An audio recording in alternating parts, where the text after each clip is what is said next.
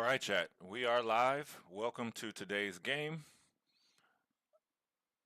Looks like, and I'll have to take it from the video feed because again, there's some issue with the DGTs. Not sure what that is, but I have my camera feed here. We have D4, C4, G6. We have a Grunfeld. Probably a knight F3. D5. No, he played C5.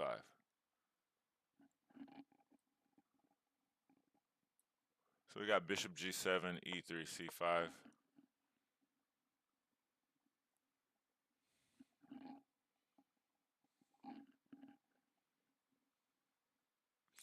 And we have the current position. I am finishing up some technical thing on the side here, so I will be right back, and we'll get in. But we'll keep up with the game as closely as possible. If anybody's in the chat and you see Hakeem make a move, Bishop E2, just type the move in the chat, just so I don't miss a move. Castles.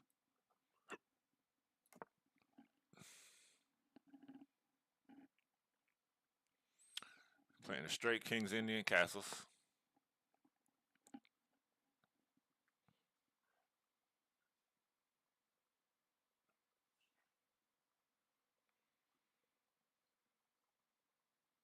Actually, I'm following, but I need to finish up what I was doing, or else the stream won't be as good as it could be.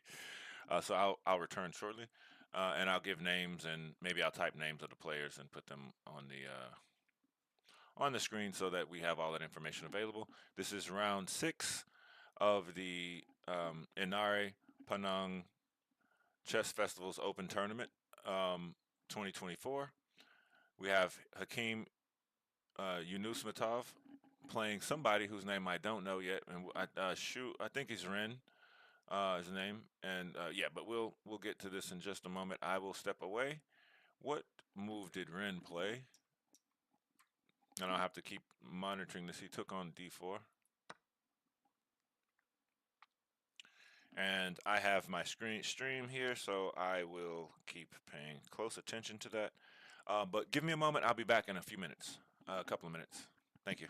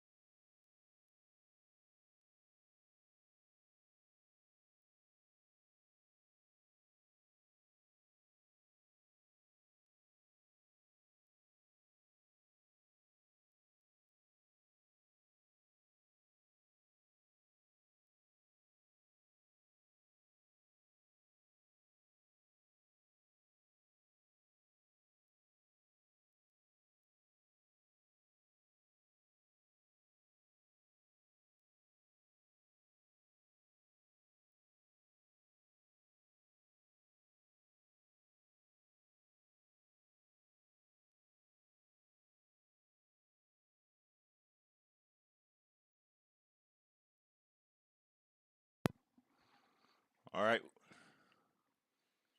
we still have video feed. It looks like he took. King played E takes. D5 was played. And then it looks like knight C3. And we have current position. Excuse me.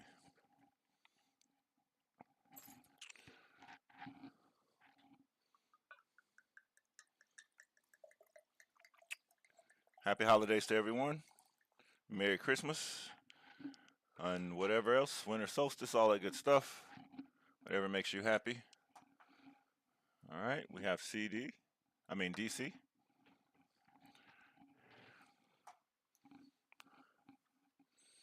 Of course, grape juice is the best.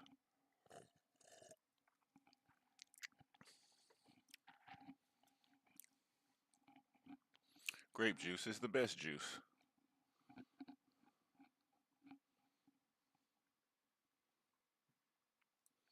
And we are live over at twitch.tv/Planet Chess Club, as well as twitch.tv/Hakeem_live, as well as youtube.com/Planet Chess Club. When we get the DGT games in, we will try to take a look at some of the other games.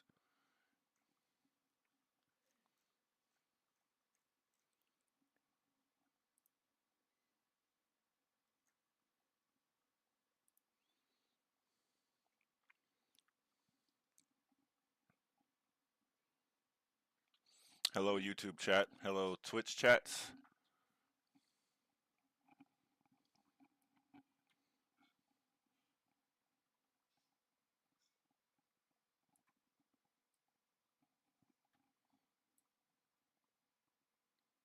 Welcome, everyone. I'm your host, the Companion, also known as Planet Chess Club.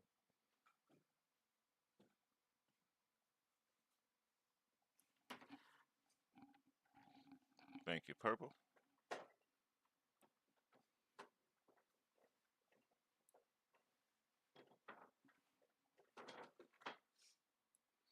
And chat, if you notice that I miss a move until the DGT is up, which it isn't yet, let me know.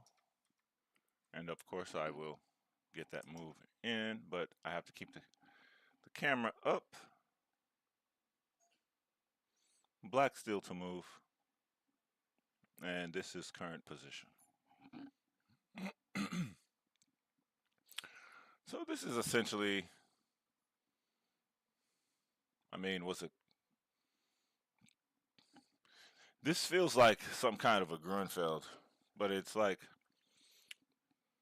very different. It's not a Grunfeld though. What was this? Like a Carol Khan or something? And what were the? No, but I think it's a transposition. The computer's saying it might have been a transposition. Caracan defense? Yeah, it's a pan-off. Interesting. They transposed. I wonder if this was intended by either player.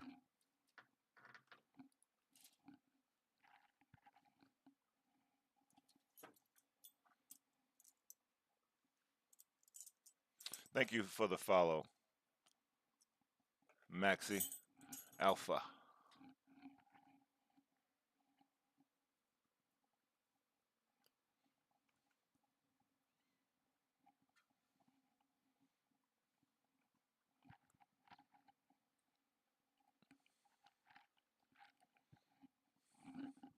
So, what's Black thinking about here?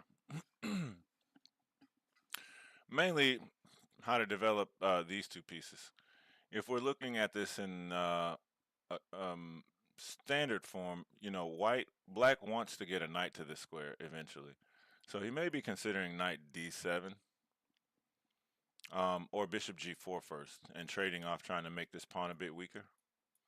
I would imagine bishop g4 and knight c6 get played, but you may want knight d7 because you may want this knight to get to this square. You don't necessarily want to play e6 too soon. but you may have to. The point is that the knight gets pinned, but the queen can move, especially if this bishop's off of g7. Um, but yeah, I mean, I would think knight c6, bishop g4, any kind of standard Groenfeldy type of move would work out in this position for black. And as you can see from the evaluation bar, it's just equal. And let's get the name of Hakim's opponent from the main screen of the games. Yeah, so the top board's DGTs are working. Looks like our DGT is not working.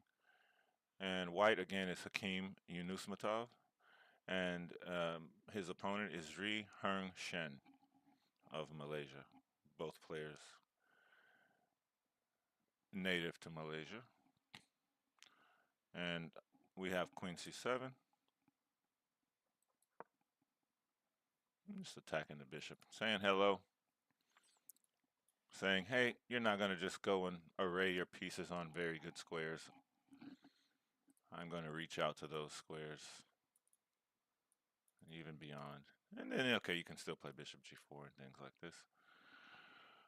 So the question is, where's this bishop going? Maybe if you're thinking that bishop g4 is happening, you drop back to e2, but dropping back to e2 blocks the rook from the e file. Dropping back to b7, b3, b7, dropping back to b3 allows the bishop to stay on this diagonal, which is oftentimes an important diagonal in these positions. We'll let Hakim figure out what he wants to do, how he wants to handle it, but yeah. I would think that even queen b6 to some degree is a move, but after queen b6, um, maybe knight c6 threatening this. The whole idea behind queen b3, I mean, is to kind of attack this square. But again, this is easily dealt with after some bishop g4 and e6 move, perhaps, or just e6. Yeah. See how Hakim chooses to go. I would probably go for bishop b3 because I like to keep my pieces looking at the good stuff. Um, and we again we know from the theory of the isolated queen pawn that moves like this, putting pressure on this pawn and the square in front of it so that it doesn't move. So first, they say you affix the pawn's position, and that's why oftentimes you're going to see, of course, you always want to put a rook on an open file or even a semi-open file to put pressure down the line. But you arrest the pawn on the square that it's the most weak, right? If you spend all of your time ganging up on a pawn and then it just moves forward, and it's only attacked, let's say, once now by the rook, then we can say that we put all our energy maybe into something. It's not a waste necessarily, but it could be, and we have to know that it isn't. But yeah, I imagine Hakim will play bishop e3 just to keep that bishop on its most active square. I expect bishop b3 followed by bishop g4, or maybe knight c6, rook d8. We'll see. But like I was saying, the whole point of playing bishop b3 is just to not allow it, make it so easy for white to just plop a piece on this square and then start ganging up on the pawn, which is basic. Hello, purple of power.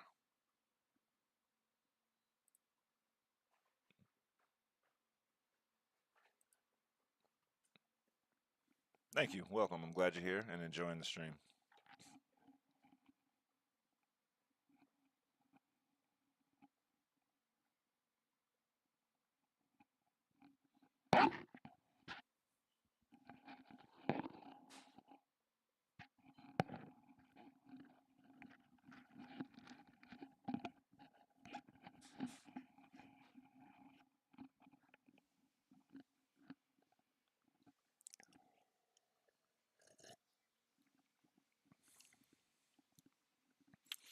I like that we can see, back down the boards in the playing hall to see the things happening.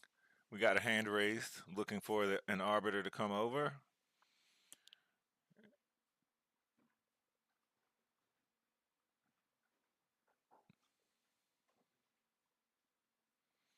Yesterday there was some emphatic hand waving um, from a board.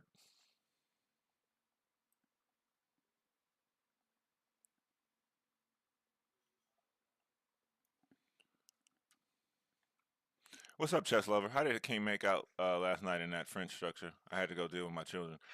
Hakeem lost to the international master in that game, unfortunately.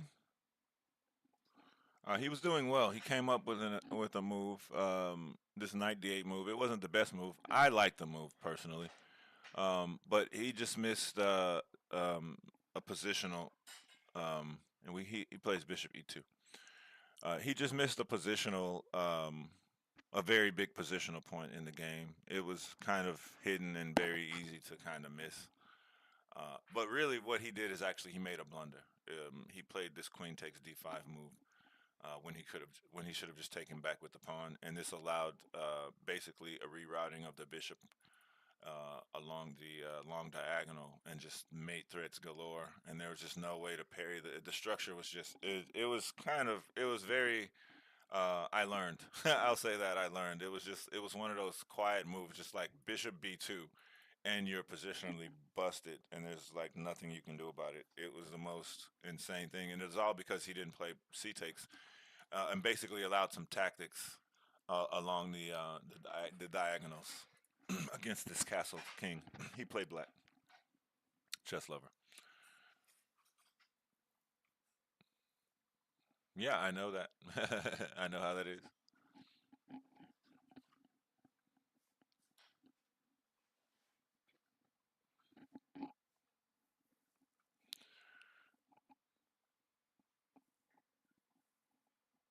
So yeah, I was looking at both of these moves.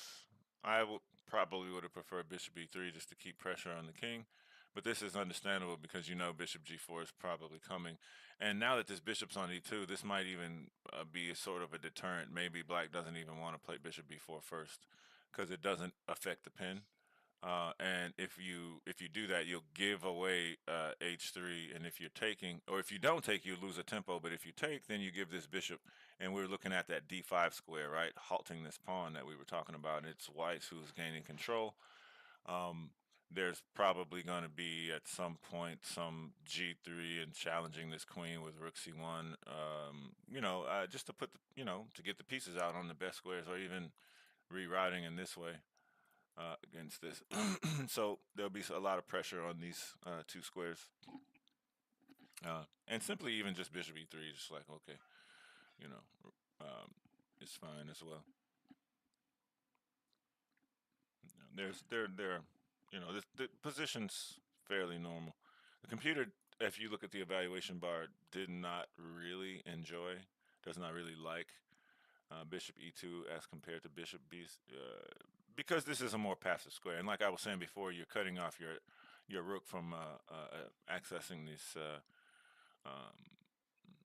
the e5 square mainly. Um,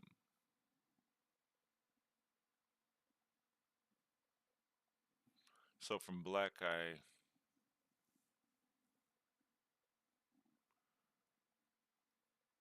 if I were black, I would very much consider rook fd8. Um, and that's because I want to put pressure on this d5 square. There's also it's weird because there are other moves. I don't think any of this is gonna work. It's defended, but it's like, okay, why is your knight there? You're gonna get hit with a6. Why am I even thinking about that move? I have no idea. Thanks for the follow. Appreciate you.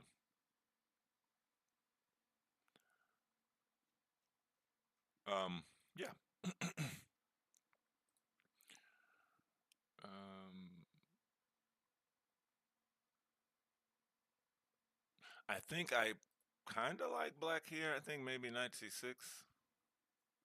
Because if you play d5, there's gonna be maybe there's rook d8 here, and then followed by some things like this, or even bishop here, just kind of piling up on the pawn. If you can't get out of that pin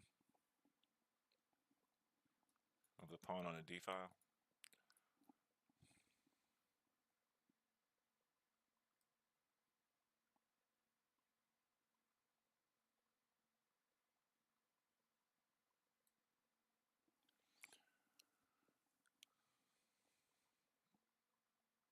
Yeah, and see that's what I mean. Okay, so yeah, now I'm understanding even more like why I'm feeling Rook D8. The computer is saying yeah, Rook D8 and Bishop F5 are the best moves. I'll just put that out there. I like to look at the position and then check myself. You can always build your skill in a passive way and get a correction from the silicone overlord. But okay, so a move like Rook D8, um, it puts pressure, like I said, on D5 and the pawn. Um, but the point about this move and why Bishop B3 was better because maybe you don't want to play Bishop B3 in this position. Let me make sure I keep my lines straight. Let me save this. Um,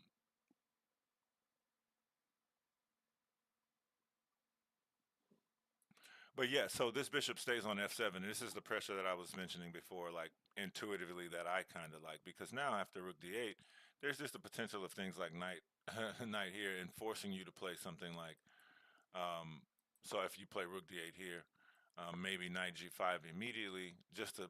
It's not the best move now, obviously, but um, according to the evaluation bar. But the point is that you move away and there's something to attack here.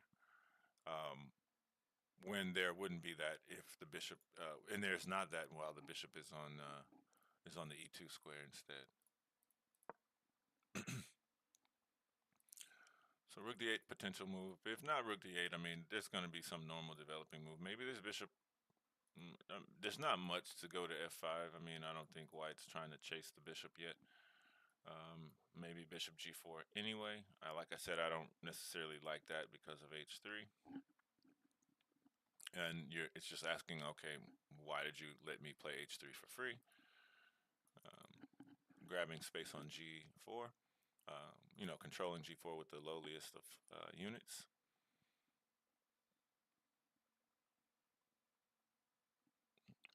Yeah, and I would fully expect some Bishop E3 or Bishop G5, bringing this bishop to this diagonal. Rook E1. I mean, these are you put this bishop on this square, move the rook over. Of course, we want to put a rook on C1 as well. What's up, Trini?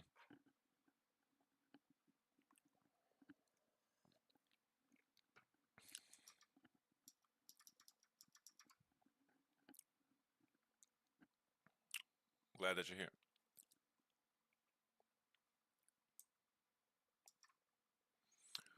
You want to do those things, put that bishop on that diagonal. That's the blue diagonal. All right. Just draw that out. I don't know. Whatever do I know? But the bishop is also good here. But the point is also that this rook doesn't have any space. But it's even. We'll see what happens. Black is deep in thought here.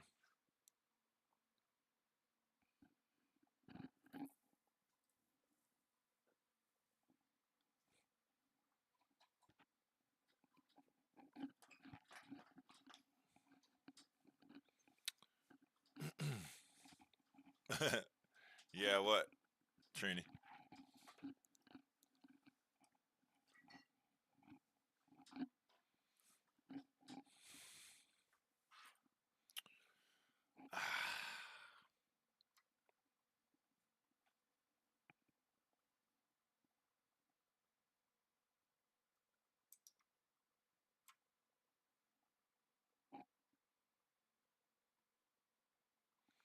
Yeah, the 2 a.m. I won't be. I have to work in the morning, so I will be just broadcasting the 2 a.m. round. Oh, nice.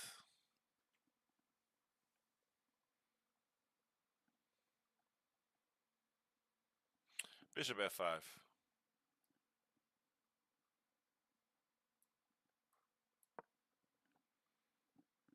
The tournament is a 90-minute starting time with 30-second increment, a single time control.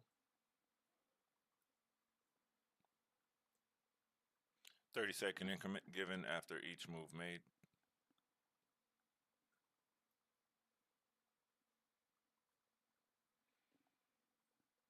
Yeah, so bishop f5.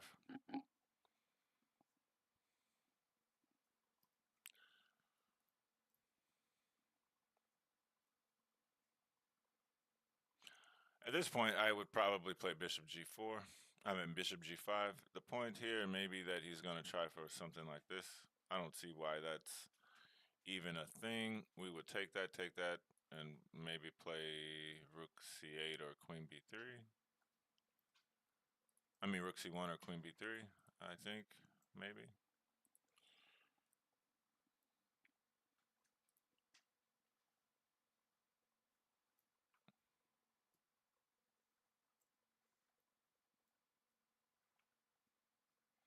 And you definitely feel like you want to play something like that. I wonder what I wonder about queen b3 here as well. Only because, but then I'm like, okay, what are you gonna move back there and attack my queen? I don't know, maybe play queen a3 or something and try to put pressure. I don't think that feels like it's maybe going not in necessarily the correct direction. But I'm just wondering about like, putting pressure on this square. We also have to mind this square, but that's fantastic. I'm just rambling here, letting my mind wander. Carlson Magnus, привет. Welcome to the stream.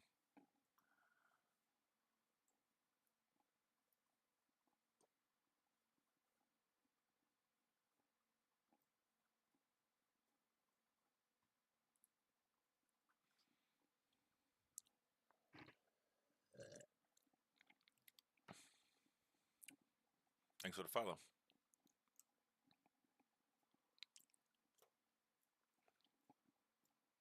You know how totally cool it would be if you are actually the world champion. I don't know, you might be. Maybe you're future world champion. Maybe you're projecting into the future. Anyway, welcome. I'm glad you're here and watching with us. Yes, future. All right. All right. Future world champion. Let's go. Well, pleased to meet you. Remember, you were here. Let me do commentary and interview you.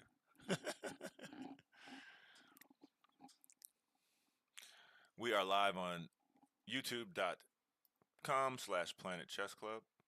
We are also live on twitch.tv/Hakeem_live and twitch.tv/Planet Chess Club.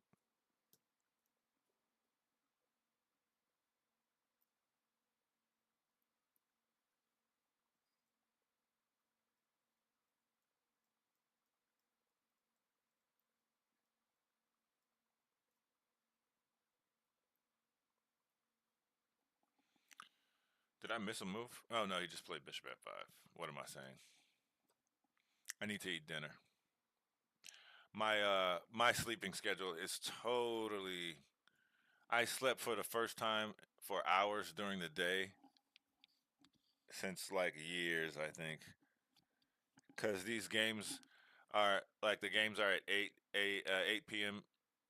Eastern Standard Time USA and 2 a.m. Eastern Standard Time USA. So I've been covering both rounds, and man, I'm beat. I'm jet lagged. I essentially jet lagged myself to do coverage, uh, which is interesting. I actually, it just means you're tired. It means your circadian rhythm's off. And now I have to work tomorrow, so I have to get my circadian rhythm, back to normal. So I will not. I don't think I will not be doing 2 a.m. coverage. There will be a stream. It's going to be the camera feed and everything that we need, but I will not be doing live commentary for that next round 7. This is a 9-round tournament. We will have this round 6 currently at 8 a.m. EST, and round 7 is going to be at 2 a.m. EST, 3 p.m. local time, which is local time is +8 Greenwich Mean Time. This tournament is being held in Panang, Malaysia. Panang, Malaysia, I think. I don't know. I think it's Panang. I looked it up. Yeah, it's Panang. In Georgetown, I think, like near Georgetown or in Georgetown. Panang, Malaysia. Hakeem scores 3 out of 5 currently. Again, this is round 6, and we have an interesting game on our hands. Hakeem's got the isolated queen pawn. Black is definitely looking to put a rook in front of that, plop some piece, hopefully and generally a knight onto this square, fixing the pawn, and thereby trying to attack it enough and make it a point of contention to allow him to slowly do other things. The benefit typically of the isolated queen pawn is that you have a bunch of space. One who holds the isolated queen pawn, so you have the knights doing their thing, optimal squares. We have knights on 16s, right? Knight and knight on eights is 16, right? Doing the eights thing right now. I know I'm drawing many arrows. I'm bored. Waiting for a move. Not really bored, but we're gonna do it anyway. It's 8 and 8. We'll call that 16s, right? And then we have a bishop doing things. Could have been on b3, but this bishop is there's nothing impeding the development of any of our pieces. That's that's a feature of the isolated queen pawn. We will just develop.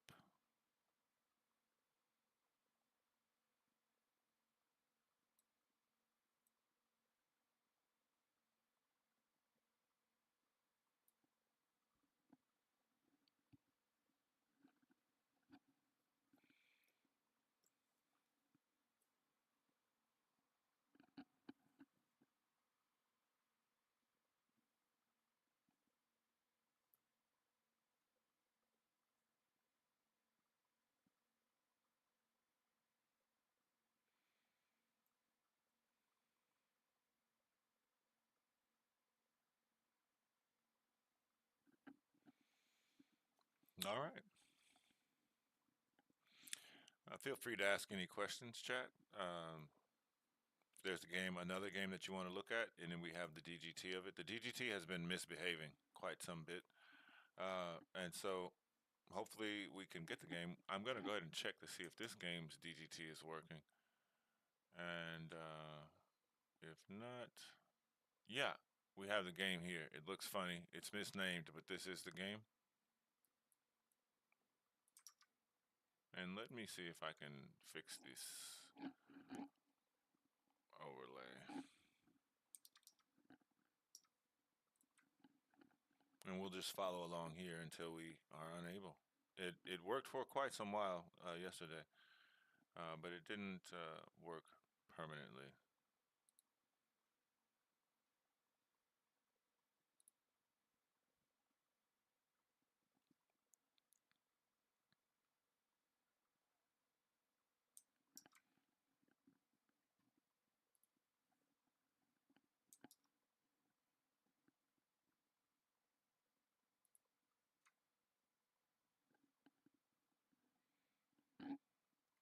Hi, Hakeem. Yep, Hakeem hears you in spirit. Jerome, Jerome J. Hakeem hears you in spirit. He is at the tournament doing his thing. Yep.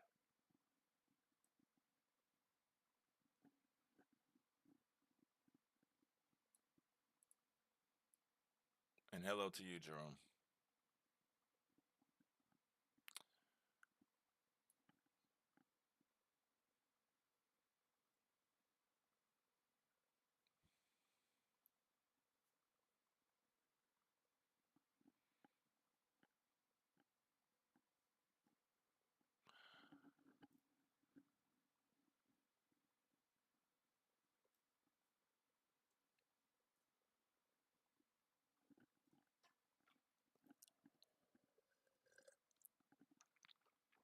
Yeah, so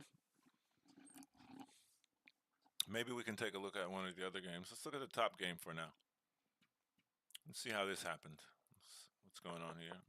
Okay, we have a modern. Let's go. And I guess it's still a modern, but this C6 thing is just kind of strange. But hey, this guy's on 4.5 out of 5. So, who drew? U Tempo. He's still in number one, and he had a draw.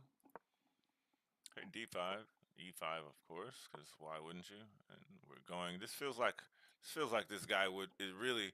You know what it feels like? It feels like this guy Ronnie playing black. He really wanted to play Knight C6. It feels like he really wanted to play Knight C6. Um, against E4, a Nimzovich defense. And in fact, this would have been the correct thing to do. Always remember that it is correct to play Knight C6 on move 1 against E4. Don't forget it. Just saying, you're welcome. You're totally welcome. Bishop D3. This is board 1 of the tournament. UTMPO. UTNPO is international master rated 2444. Is playing white against Ronnie. See if I can see the name. I cannot, but that's okay. We'll get it later.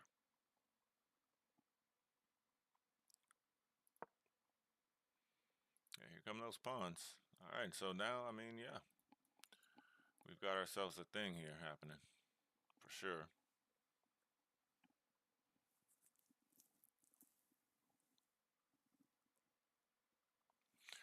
So what's Black thinking about? I would imagine that Black is probably not too much in a good way. I don't think Black wants what he got here, which is an extreme lack of space on the king side.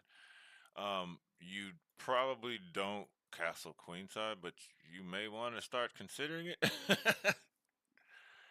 Let's be real. Um,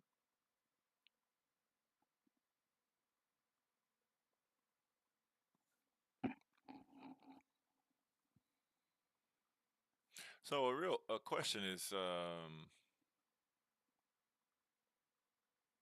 okay, E6 knight F8.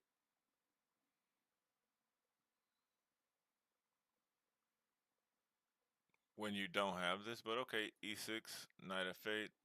You have to defend, and then queen here, and you still don't get this in time. So this is meaning that you're losing the pawn. G4, so that now you have this rejoinder, and also you may consider removing this defender. If this knight has to go back, probably Black is just lost, because if you can't go here, then this push is happening and you're getting forked. Um, Black might play knight F8 here. But okay, in pushing, there's knight F4, F5.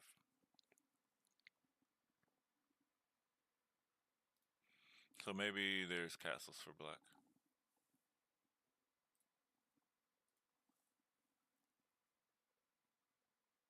But castles and then there's no knight F8.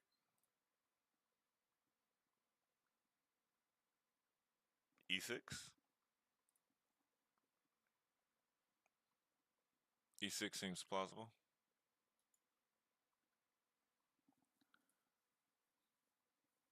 E6 pawn takes. Then we have this going on. How do you recapture that?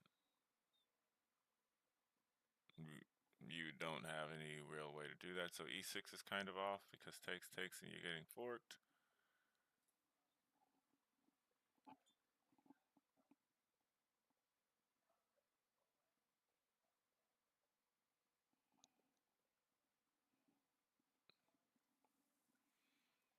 Hmm.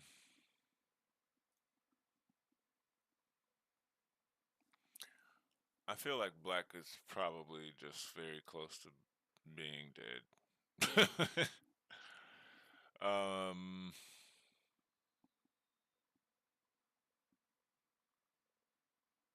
Maybe he just has to play F5 or something and allow this, or captures and knight takes, which isn't so bad. If this knight gets to the square, then we can argue that Black made some sense. um,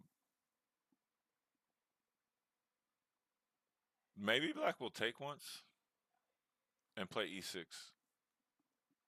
I'm just looking at moves because I don't know what's happening here. But you could potentially take once or twice if a piece arrives, and then play e6. If the knight is capturing and you're trading, then you have some checks over here as well. Um, oh, there are moves. Let's get back to the Hakeem game. Hakeem is up from the table. Let's actually go back uh, from this position to this one, and we will look at the game directly. Let's look at this round only. And Black's name in it is Ronnie Gunnawan.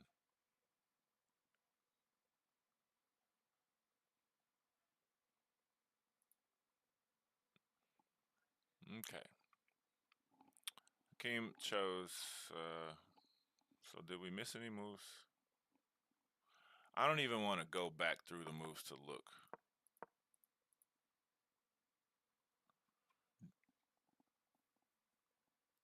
Your friend VJ Reggie's game? Of course. Yes, I will do that. If he's on a DGT.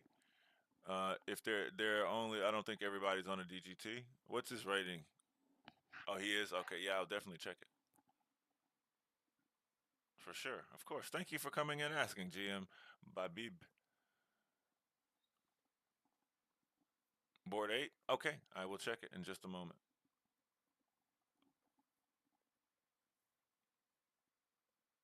Yeah, let's go and see. Let's let this. Yeah, we'll go and check. What's his name? VJ. Here we go. VJ's playing white. 1830 versus Zaidan, candidate master. Zuki, Zuki, Zulkifli. Zulkifli. Zaidan Zulkifli. And Reggie VJ is from Singapore. All right, let's go over that game and see what happened. D4. All right, we have a King's Indian attack kind of thing happening here. Some ready business. Um, this is I guess it's a Grunfeld. I don't know. I don't know. Whatever. Doesn't matter. All right.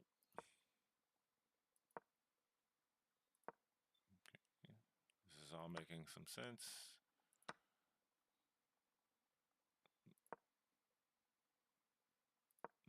Okay. What did he play here? Bishop e3, rook d1. Interesting. Yeah. Okay, that makes sense. And knight knight a4. Okay.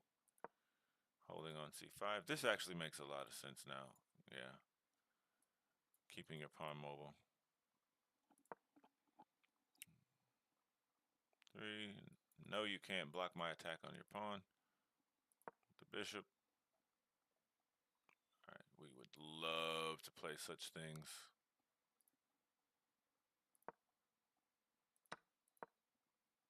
There it is. Wow, okay. That's one way to get it done. All right, VJ. Yeah, all right. VJ's grabbing some space. This bishop is well placed. It's probably going to get traded for that guy because if bishop c8, I mean, if bishop f8, there's no way not to trade it. But then okay, you have this target on this square. This is going to be so. I would say there's some lasting advantage for VJ here in the pawn structure. Um, White doesn't have any real hanging out anything, so yeah, I would say VJ's doing swell here. He has a permanent weakness, and it does black on this square. The bishop cannot hold it from here because of a4, so the bishop may necessarily have to end up going back here. And this is just a matter of playing e3 maybe at some point to allow the rook to live on this square while there's some pile up on this pawn, perhaps, and maybe some pushing. But yeah, he can press from here. But that all being said, if black is unambitious, then the game is probably just drawn.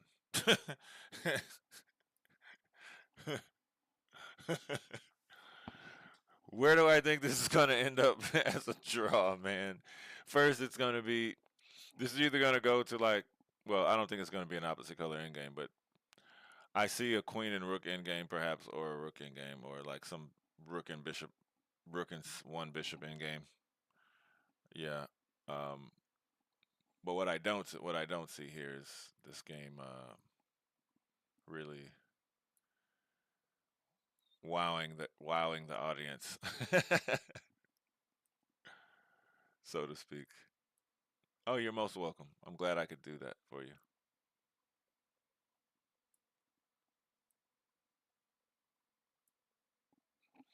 But yeah, because of this pawn, he'll be able to press for some time. Not, I mean, but when I say press, I mean literally you got one trick. The only other thing he can do is maybe try to play e4 at some point, and or or some I don't know. Look, it's this game is ending in a draw. You're welcome, GM. All right, and that's the current position after h4. There. Let's go check in and make. Looks like Black has been in a think tank after night. Actually, let's go back and check in with the top game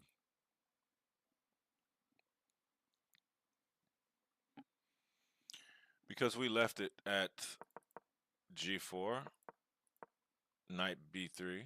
Okay, I mean knight b6. Hey, look, I'm jet lagged, folks. Please bear with me. Terribly jet lagged.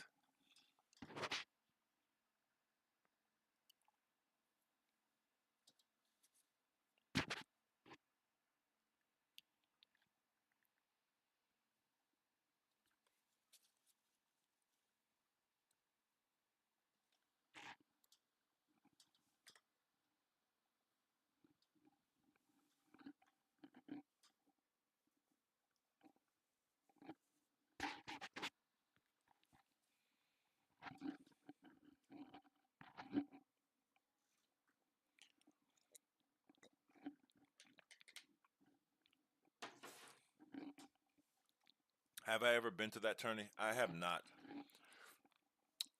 I have never been to Malaysia. I wish I could have played in this tournament. That would have been super awesome. But alas, I live in the United States, and I haven't been many places, and especially to play chess, which would be nice, but right now that's not very much possible. Nor has it really ever been. Yeah, that's far. Yeah, we're 13 hours time difference here.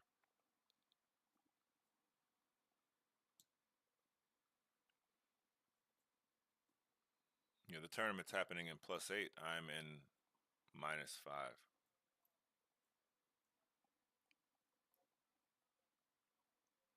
You probably did. I'm playing at Chess Club on Lee Chess and chess.com. Did I win? Go check and let us know. Go check, let me know. I hope I won. If I didn't win, you can just keep that to yourself.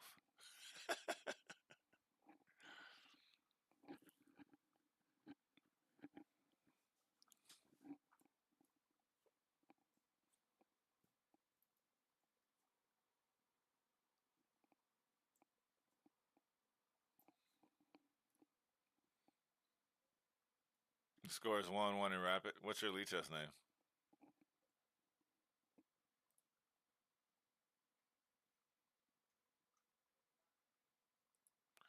Queen D8.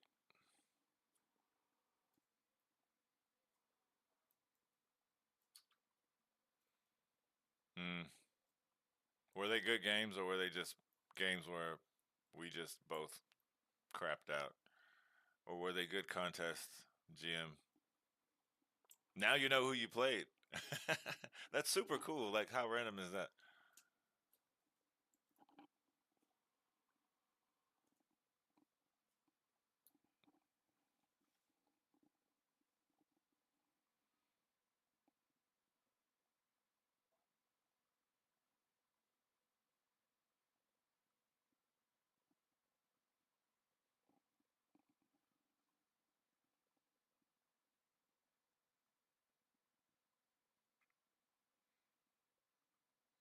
Yeah, and please do add me as a friend on Lee Chess and chess.com. I am Planet Chess Club on all of those things. Okay, nice. Well, I challenge you to a rematch, GM Babif. We can't let that score stand.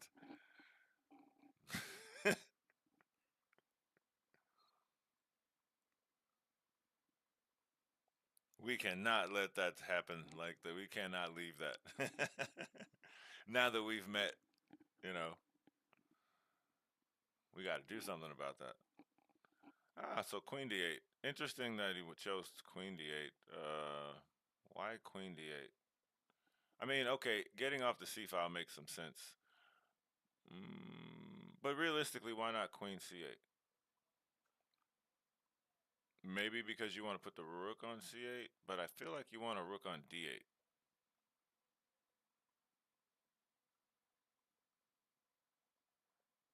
Maybe it has something to do with the incoming bishop F4 move.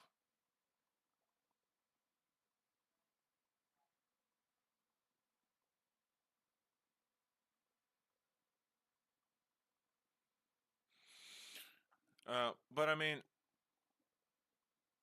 bishop f4, you probably get hit with knight here, controlling this square and hitting the bishop, and allowing this, getting some mobility, reaching out. Probably that's followed by knight c6. What chime control are they playing?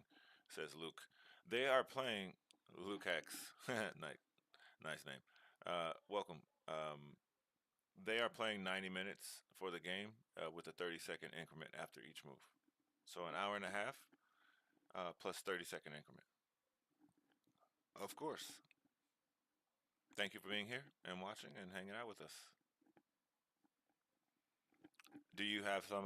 Yeah. Do you have somebody in the tournament you're playing, or are you just following Hakeem, or are you just generally interested in chess and what brings you?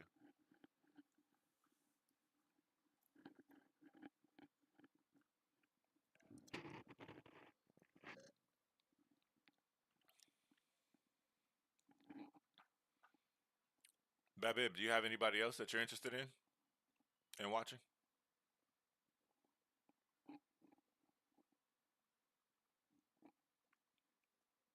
Okay, so if you have anybody, yeah, Sai Siddharth. Okay, let's take a look. We're just waiting. So yeah, I don't mind perusing games. If anybody is there, yeah, Luke, I was just saying if you had anybody that you wanted to take a look at any games um, in particular, and then I also asked if what brought you here. If not if it's just general interest in chess and watching some live chess, or they're not on a GGT now though. Okay. Hey, Metal Eagle, Merry Christmas to you too, brother. Um, let there which one is any one of them on a DGT? Let me know who's on a DGT. If they're not on a DGT, then of course we can't look at it. Okay, no, they're not on DGTs. Gotcha. Well, that's unfortunate.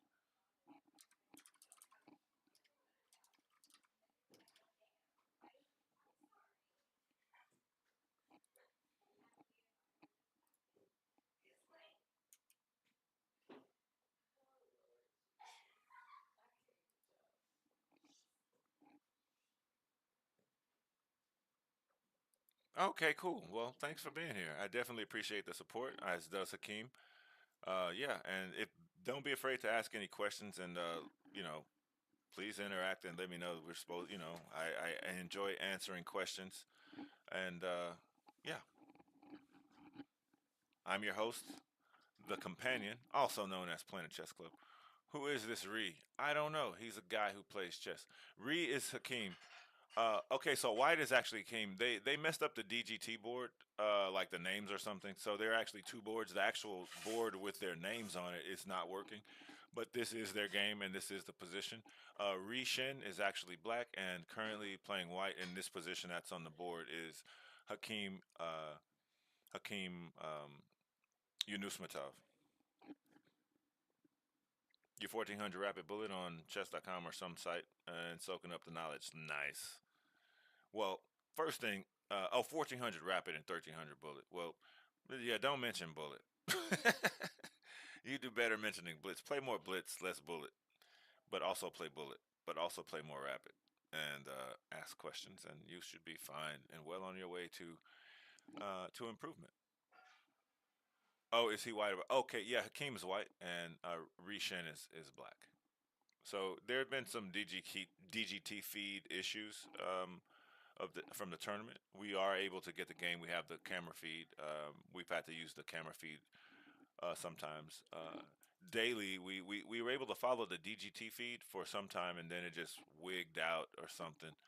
And we, of course, had to go ahead and continue from the. Thank you so much. We had to continue from the camera feed to get the game.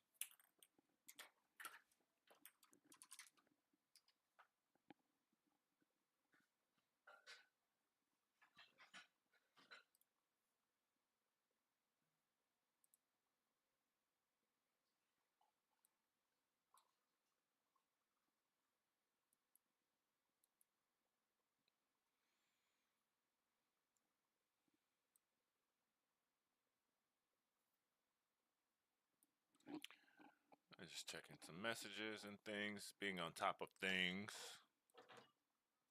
I just got food. I just got served dinner, Christmas dinner. It's gonna be so good. I'm about to eat it.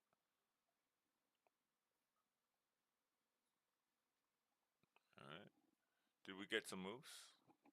Yes, we did. I heard them. What do we get? Queen D8 and oh boy.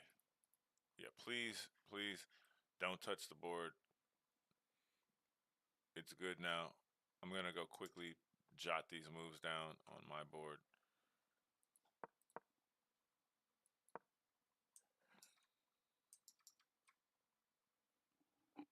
Just to keep up to date. I don't want to fall behind.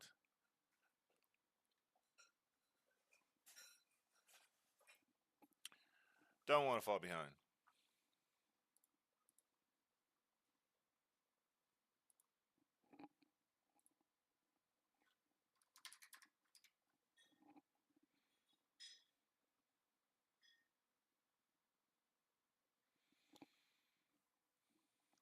And by the way, Luke, you can join the Discord here as well.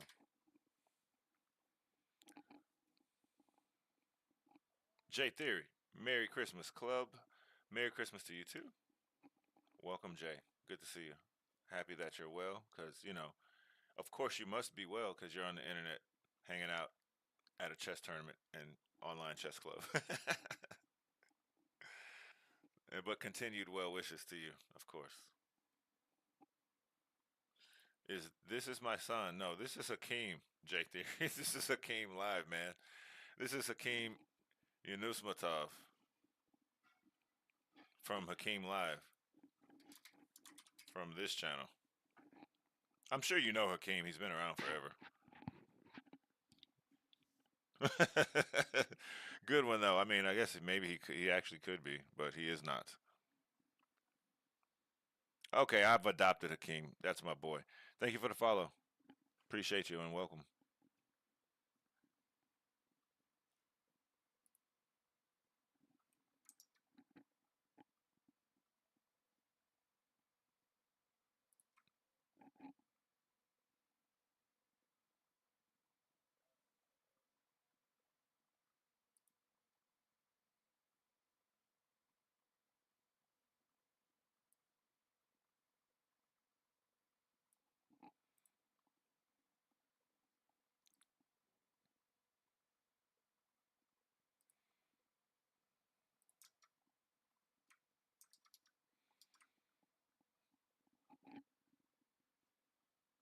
I just got served dinner. I'm going to eat some of it. You're going to have to excuse me for just a moment while I ravenously consume this food.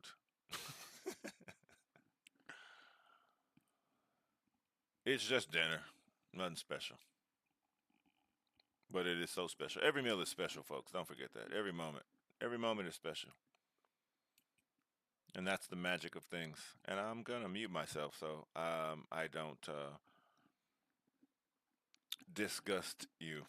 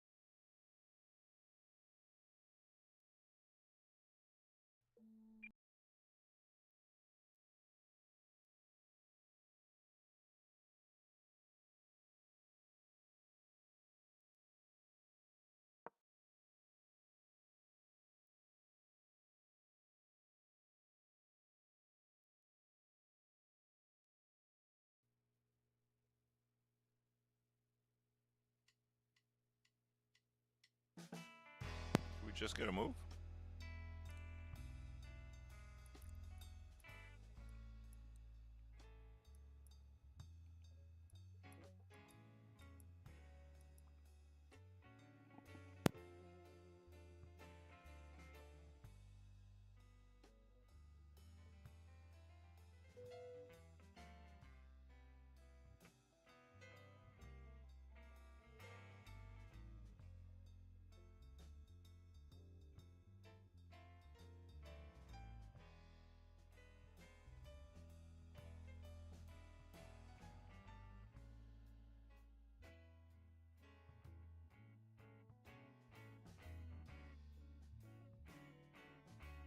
I mean, are you playing this and then this?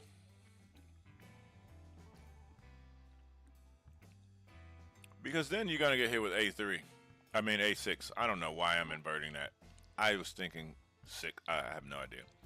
I blame the jet lag.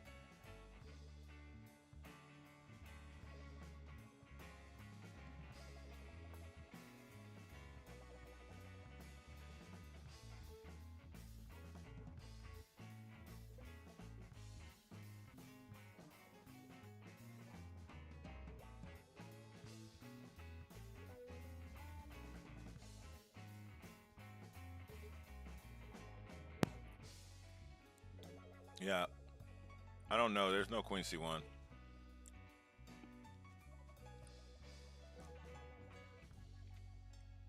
And if you play Bishop G3, if you play Bishop G3, then after A6, what is happening? And notice Black got this knight to D5.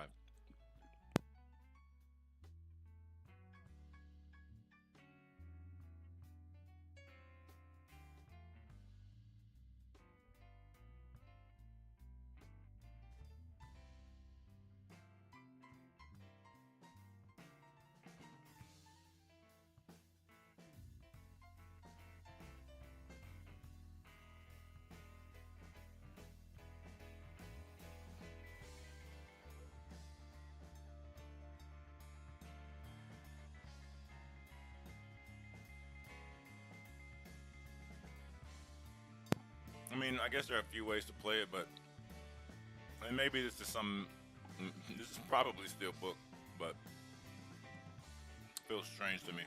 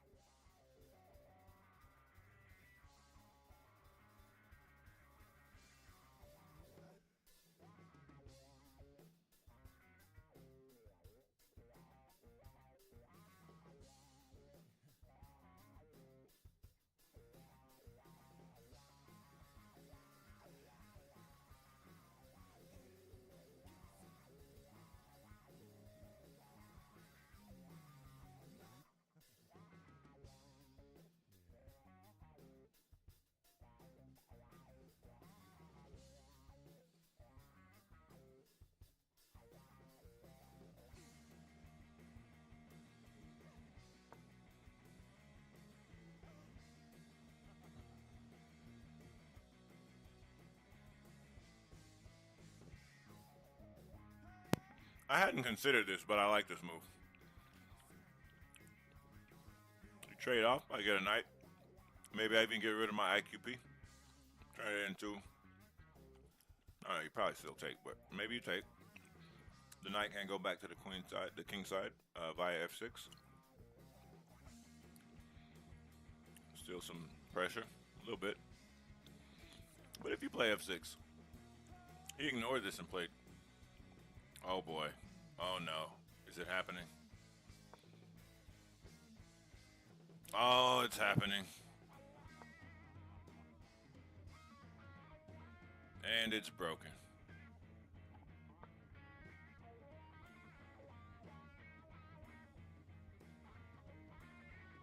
I think we reached broken DGT board point.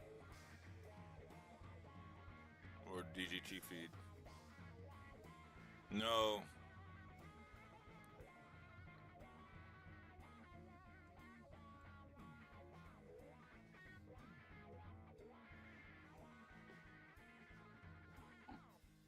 We'll give it a move, but let's make sure that our board is up to date so that if we have to transfer over, we're good to go.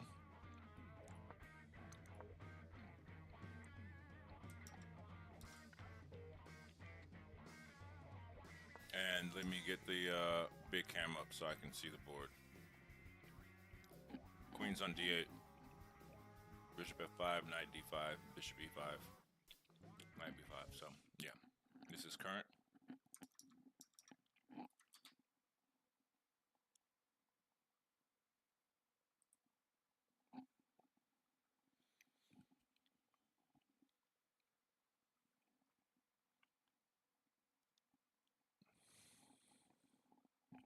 The queen and the rook have not been moved. Neither one of them for black, as the DGT board is messing up.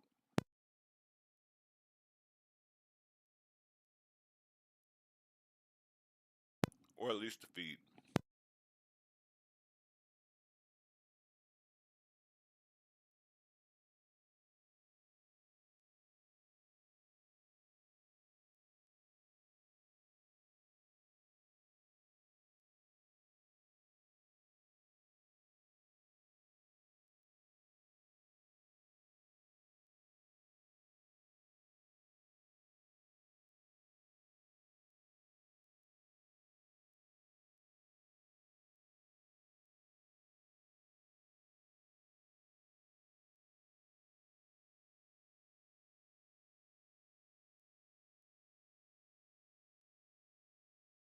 What'd you do today, JT?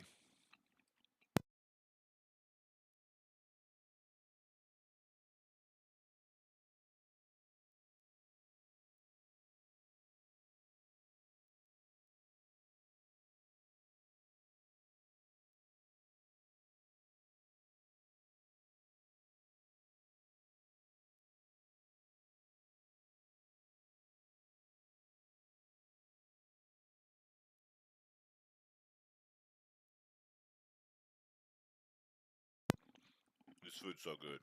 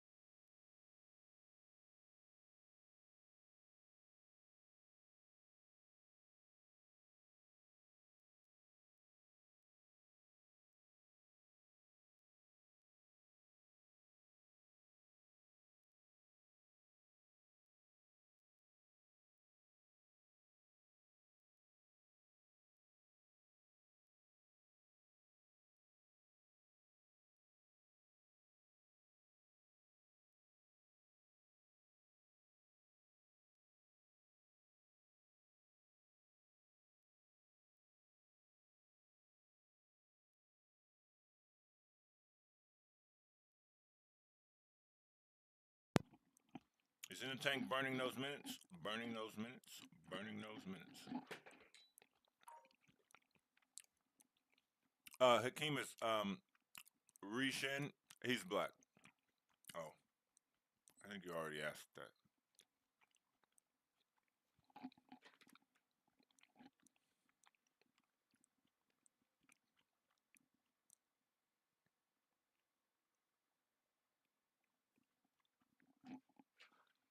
Look at Hakeem looking at his opponent's point of view.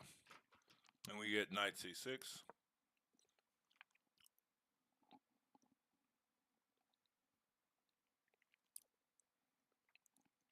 Development is good.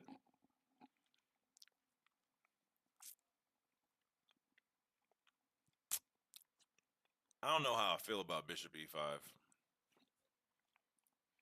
Only because, like, now, I mean, I like my pieces.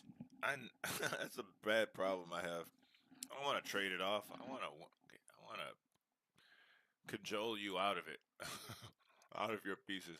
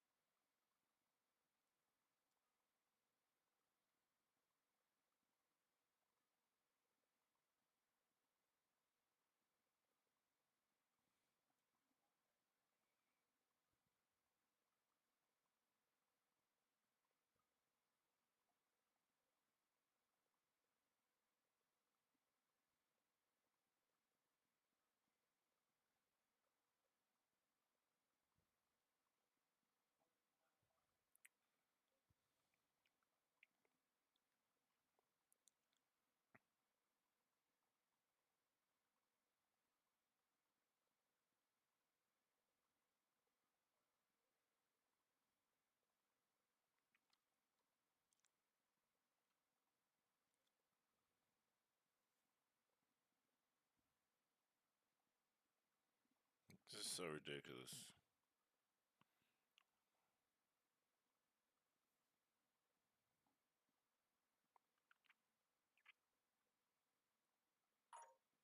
Why can't I, like, search my own games?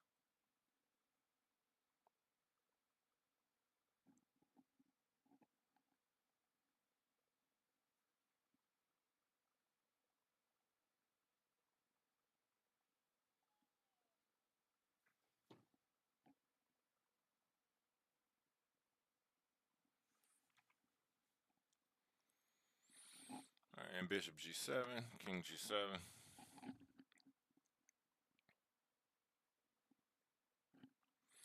what's going on here? This looks pretty balanced to me. I don't know what this knight's doing over here anymore. I wouldn't be in any hurry to bring it back into the position in any appreciable manner. Um, the king is on g7 now. I wonder about just like I don't know, but f6 looks like a move. But you want to keep, you want to continue to develop. This bishop isn't the most stable piece on this square. I don't think black ever really wants to take here. I mean, the hanging pawns.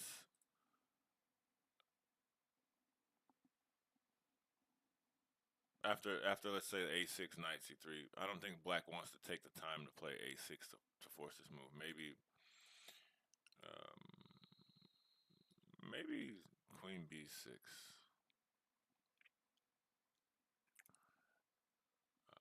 Putting pressure here and here.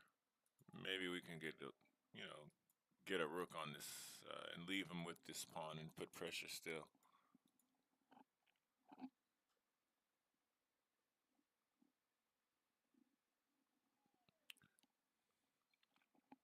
We'll see. I'm not gonna speculate too much. I do want to go and check in with the top game. Where do we leave it? We left it after knight b6. Okay.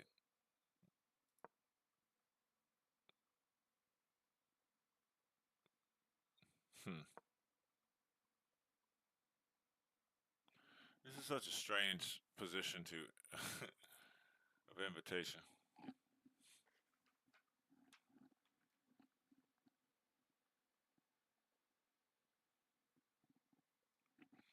In a moment, I'm gonna have a second helping of that. That food was amazing. I was served in this bowl that's like a triangle. It's essentially a cone. It's an artistic bowl, but you can't. It's not very practical.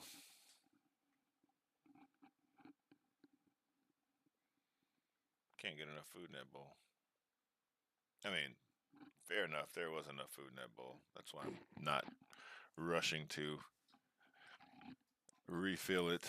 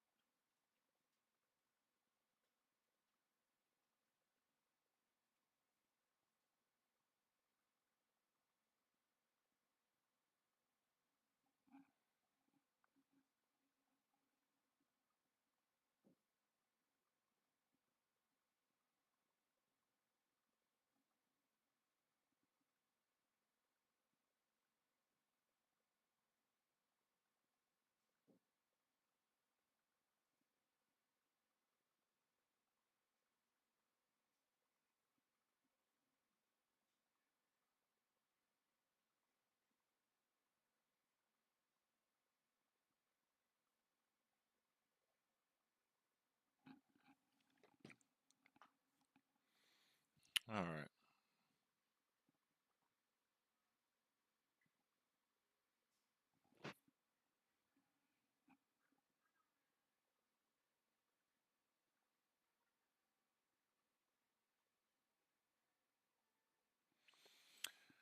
So I'm looking at the board. I'm sorry, I was looking at the Hakeem game. I don't think there was any move. Hakeem is still thinking. After,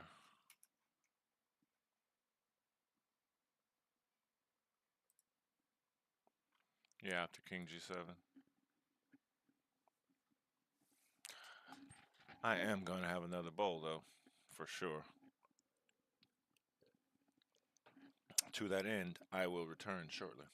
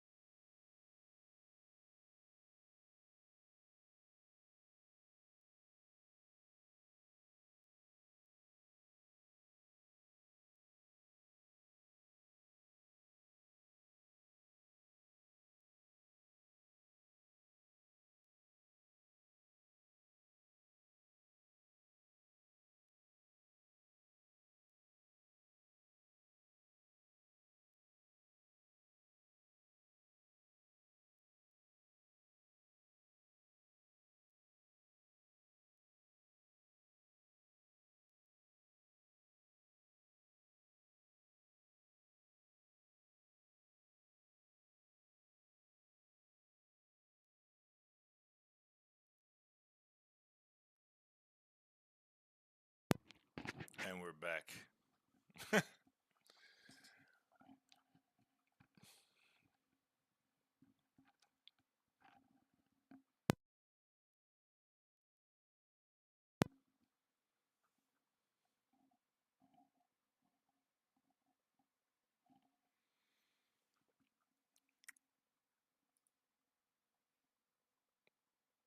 Yeah, this game is messed up.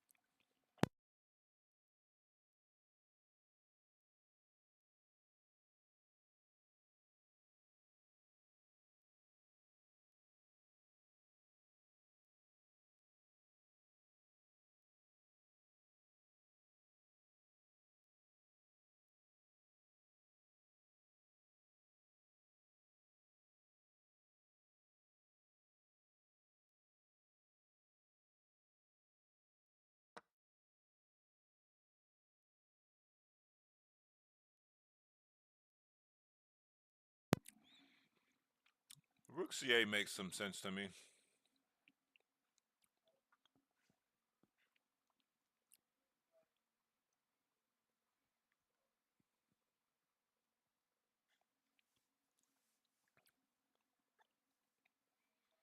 I mean, I don't think we're playing things like this.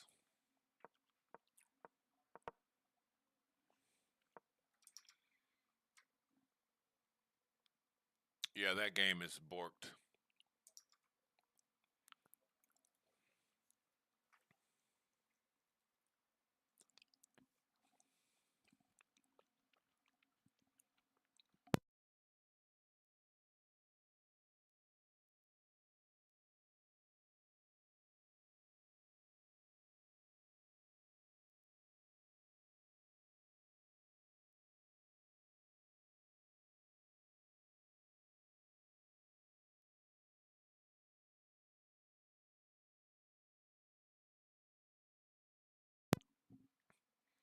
You know what? I'm just going to ask the computer this go round. Queen A5, Queen D6, and Rook C8. Top moves.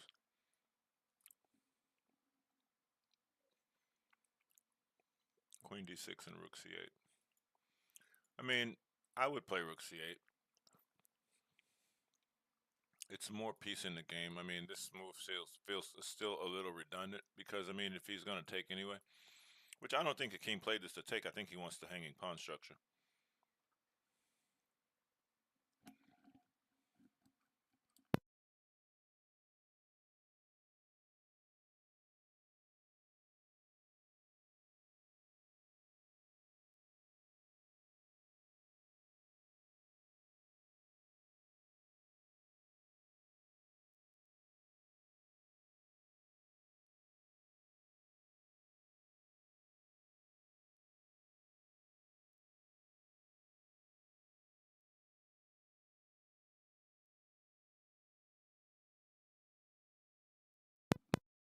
Black better wake up and do some jumping jacks or something.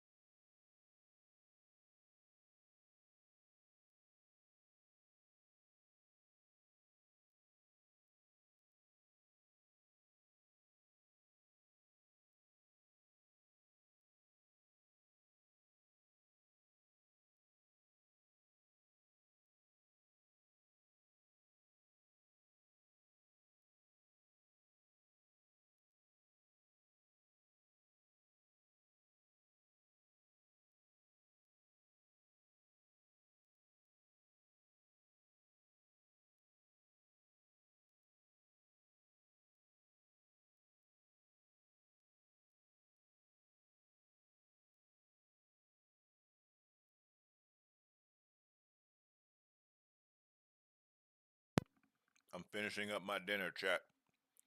Please excuse me.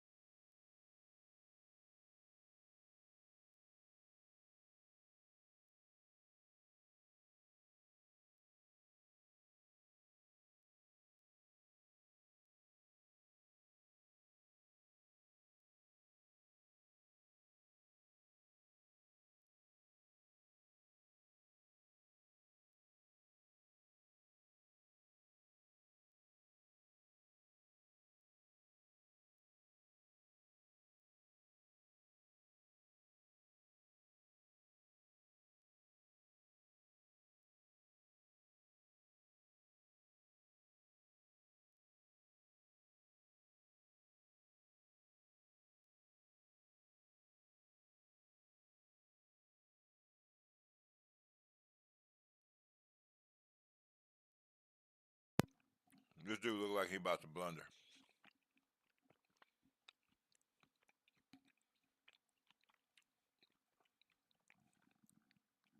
He's calculating too hard in this position.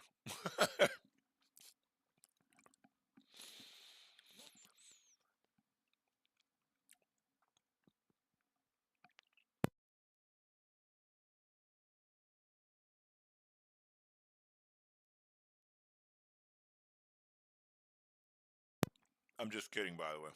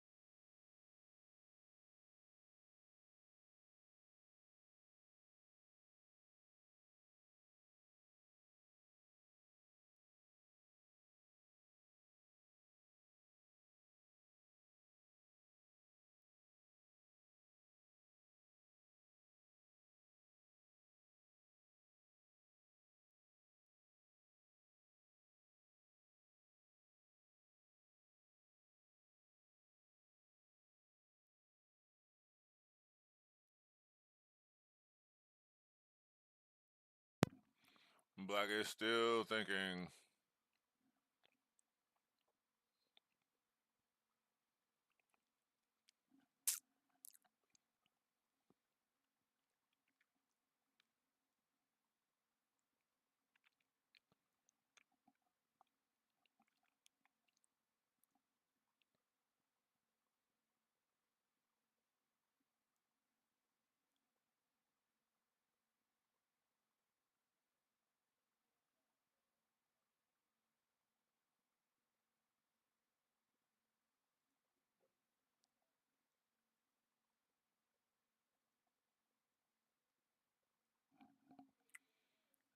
And we have a move in Rook C8. I agree. I like Rook C8.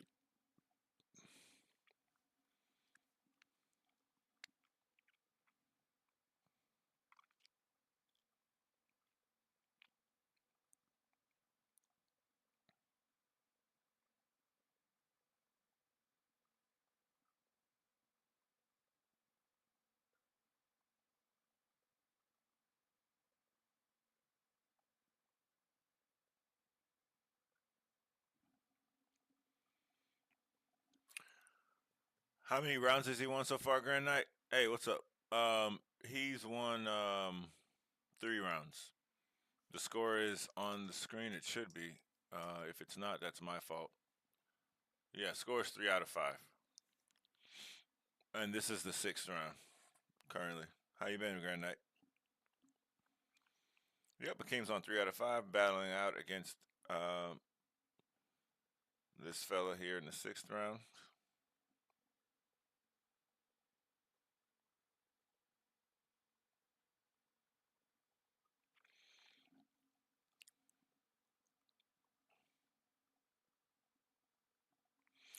They've got some position.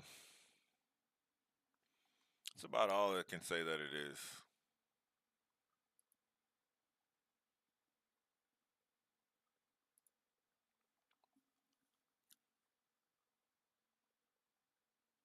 Yeah, and it's 9 rounds total.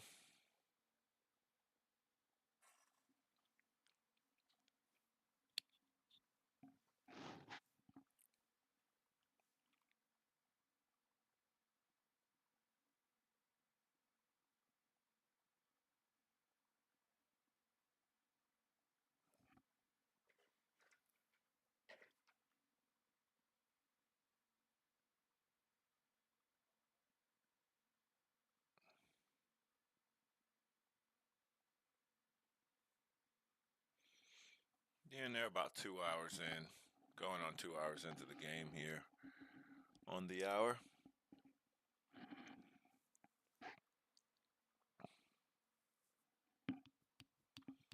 Let's see what's happening on board one, maybe.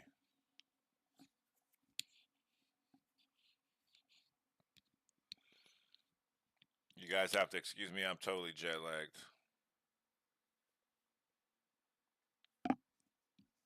I mean, he's holding his own right now.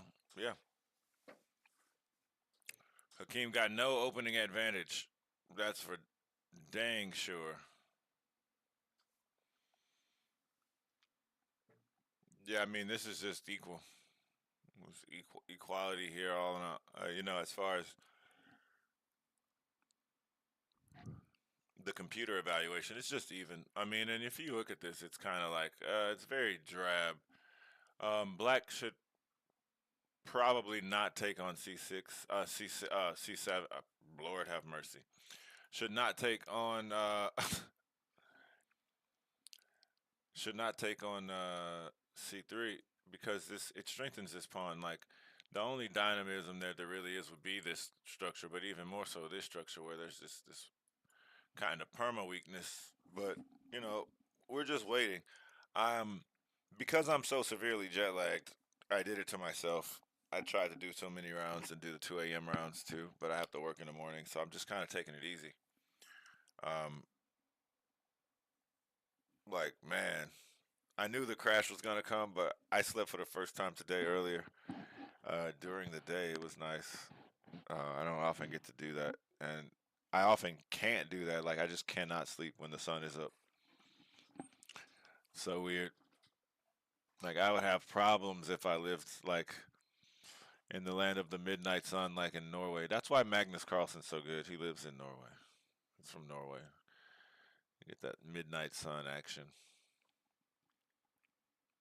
Perma sun.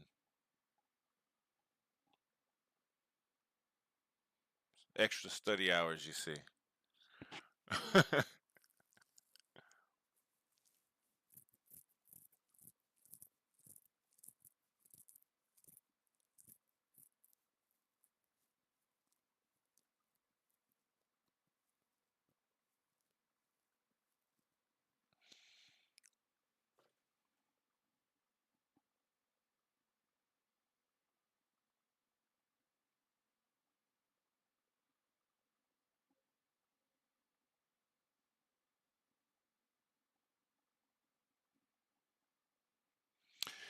Yeah, I kind of want to go to Norway and live there.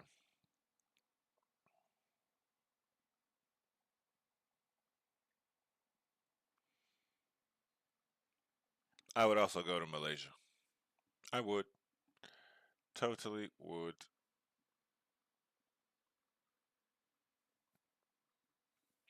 So let's talk about some plans a little bit here. You got any idea? What would you play, chat? What ideas would you be looking to? Maybe suggest some things, and we'll come up and look at them and vet them for their veracity, staunchness.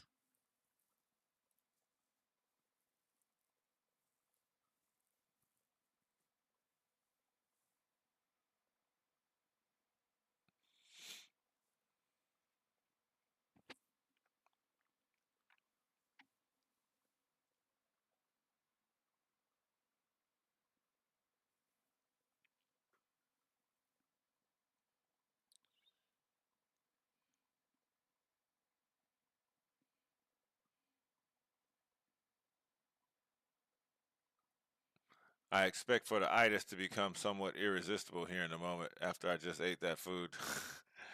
Merry Christmas to you, Grand Knight, if that's your thing. And even if it isn't, it doesn't matter. It's just a day. It's just well wishes.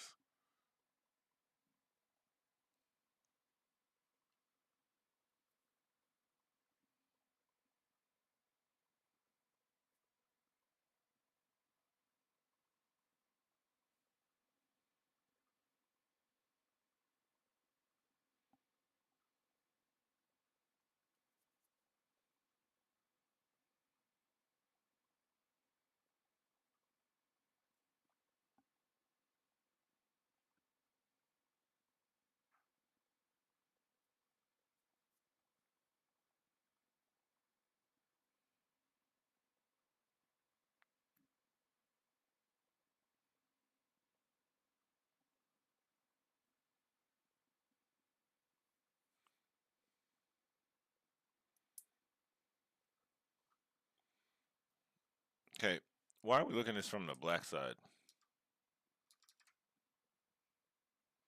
Am I tripping?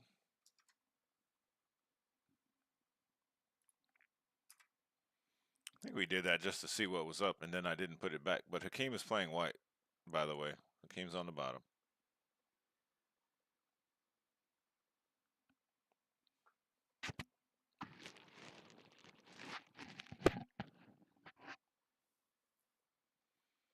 What do you play? Let me get the feet up, see what move he made. Rook C1.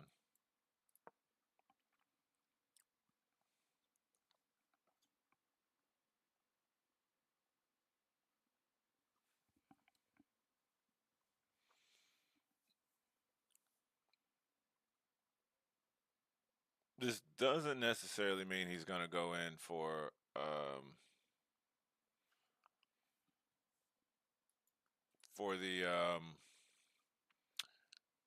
the isolated rook pawn and the hanging pawns here.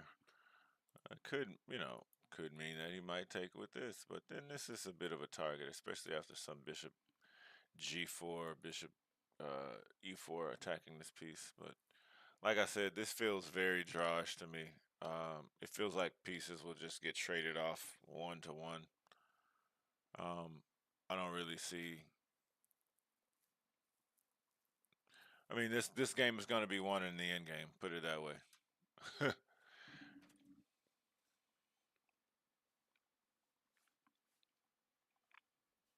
Yeah, he's a man. He's no longer a teenager.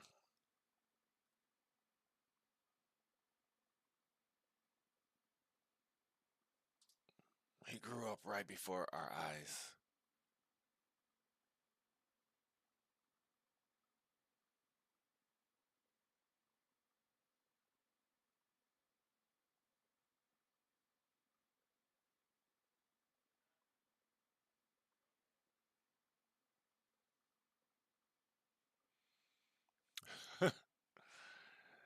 All right, chat. Yeah.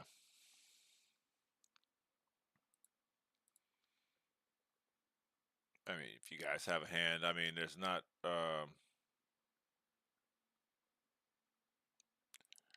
Yeah, there's just not much really to to talk about. Things seem very basic, very stable from both sides. The biggest question is the pawn structure here for white. Is it going to be hanging pawns or is it going to remain the isolated queen pawn? And even then, I don't think that decision really matters much. I still think we're closer to a draw than anything else.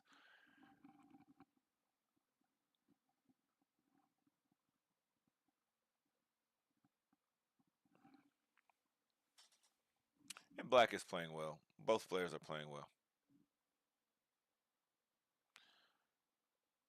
You thought he was short and skinny?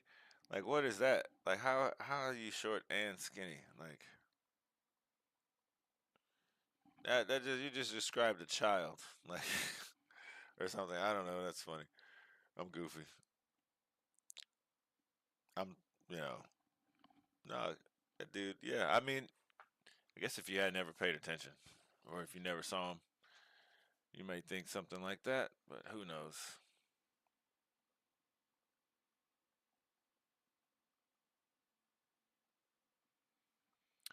I am gonna take a quick break and get back to this in a few moments. Chat, do me a favor. If you notice any moves come in, we just had Rook C1 from White. Just type the chat in there. Type the move in the chat, please. I gotta take a quick break,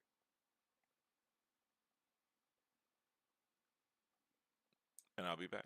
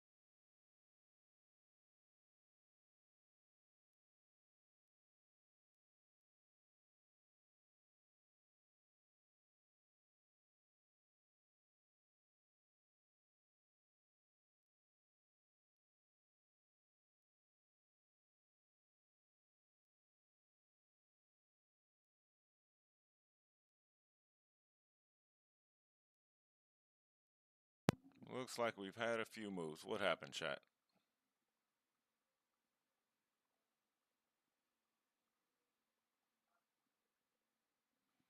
We saw rook c1, and there's a knight off the board.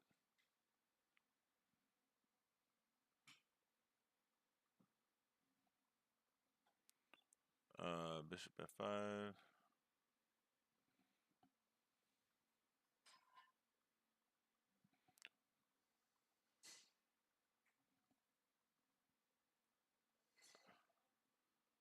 The light squared bishop is gone.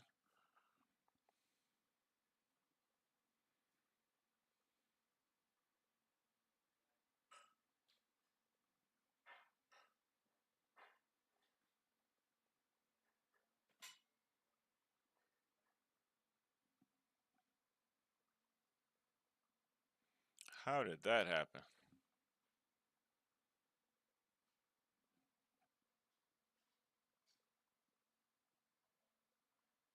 Oh boy, nobody pasted in the chat. Let me see if the actual game is working.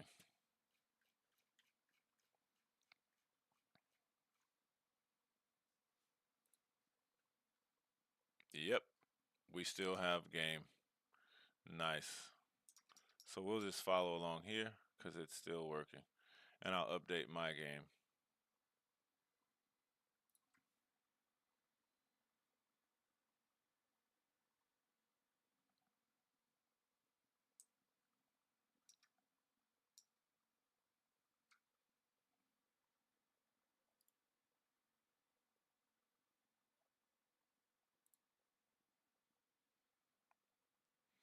So what did happen actually?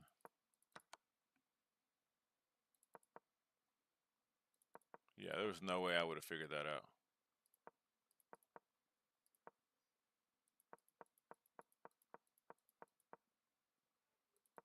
So what happened was rook c1, knight f4, d5 takes.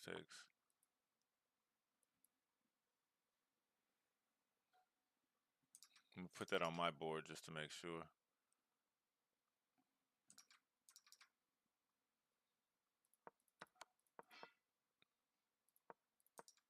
Yeah. c1, d5 takes.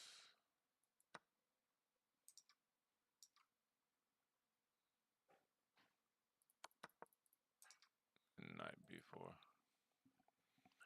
Well, this is a turn of events. What happened here actually?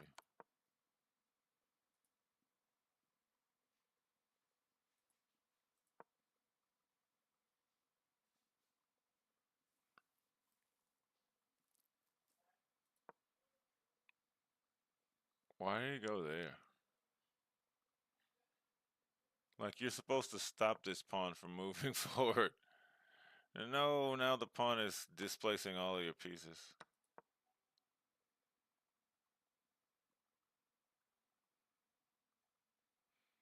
Okay, but just rook c1, right? You don't use this one because then there's captures on c1. Like, for example, you play here, and there's captures, knight take, well, there'll be rook takes. But then you could play, the point is that it's safer to not to use the c rook because there won't be any intermezzos or trades on the hanging rook afterwards. So maybe rook c1 here. I'm gonna ask the computer. It says knight, rook cd1, rook fd1. Yeah, and queen d2. So either rook to d1 works.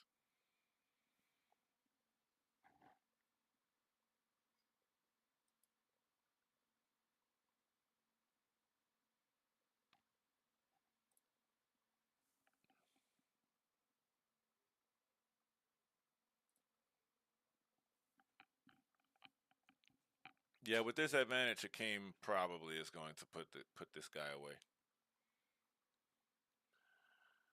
Put him out of his misery.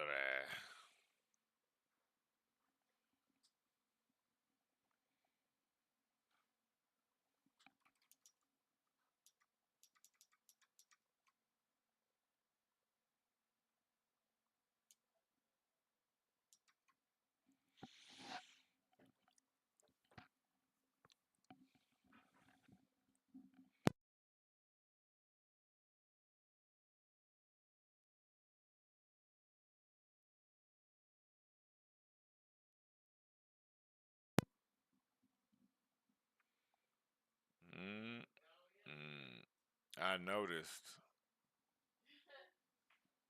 I'll say, doggone. I could have enjoyed another cookie.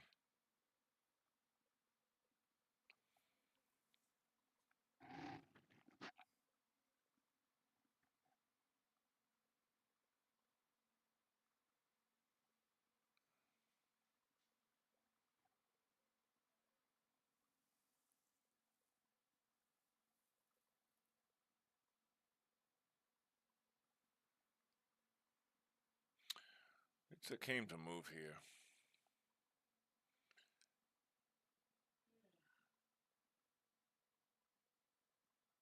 Is Queen B5 a thing? No, there's Bishop D3. Well, yeah, so Queen B5.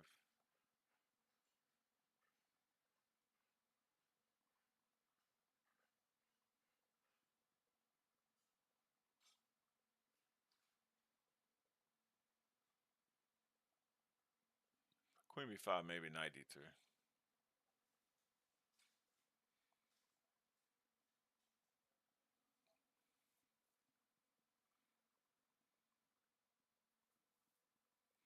Or maybe Queen B6. Or Queen D6 even. But I guess we don't want Queen D6. I'm just throwing some ideas out there. I'm trying to figure out, get something to stick that I like so that I can investigate further. You know, when you're not invested in the game, you're not playing the game. You can just look objectively and try to find some ideas to think about that are good for you or good for one side.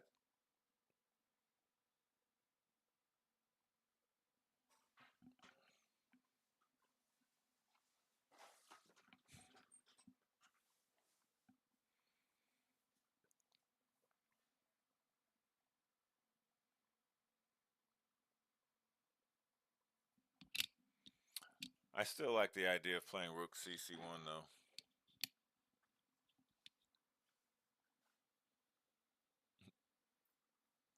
Thank you.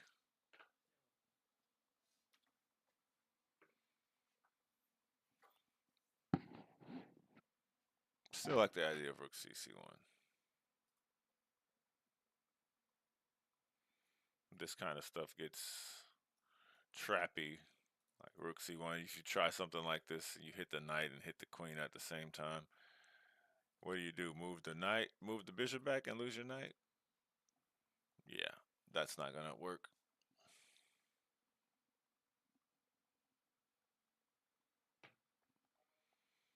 Hmm.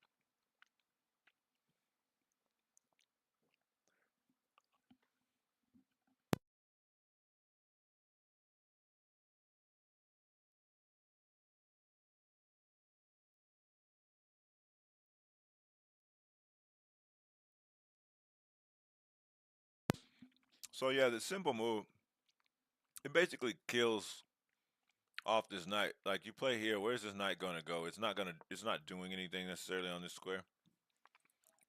Um, what do you play? Rook C1. Yeah, Rook D1.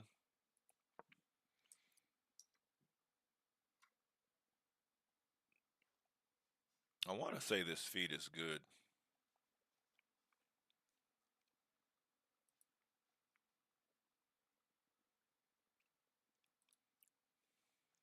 We'll see.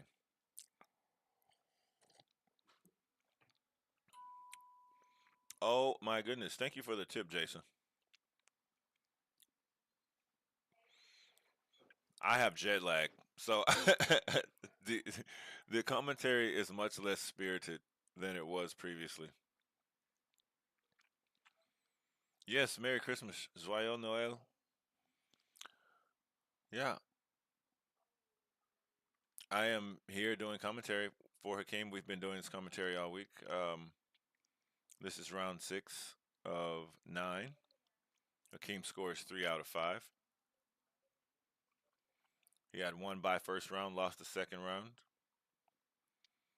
won the third and fourth rounds, lost the fifth round to an international master, and he was actually doing well out of the opening, but he just got hit with a zinger. It was amazing, and he made a blunder, and the blunder is essentially what allowed the zinger. But Hakeem is playing very strong chess.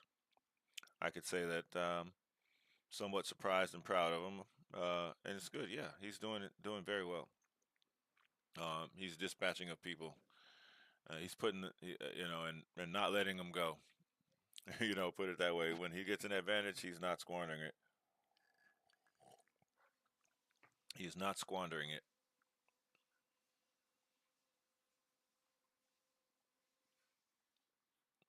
Thank you, thank you, Jason.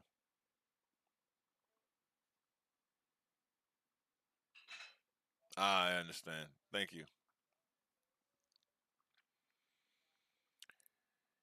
Yep.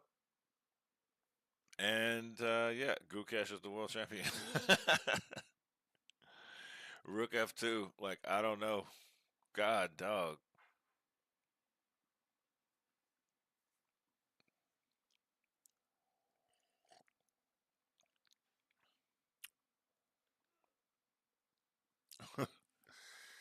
I just got some cafe, some Joe. I got my big mug here, full of coffee, cause I've been doing the 2 a.m. matches as well, Jason. And man, it induced jet lag. I slept. I was telling Chad earlier that I slept for the first time during the daytime, like, and actually got sleep. Man, of course I got to be back to work tomorrow, so I will not be covering round 7 tonight. The stream will be live. I just will not be present, commenting, commentating.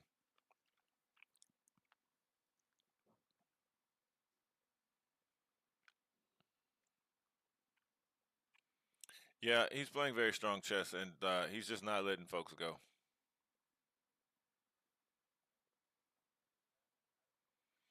And the reason that this is a good move is because where's this knight going?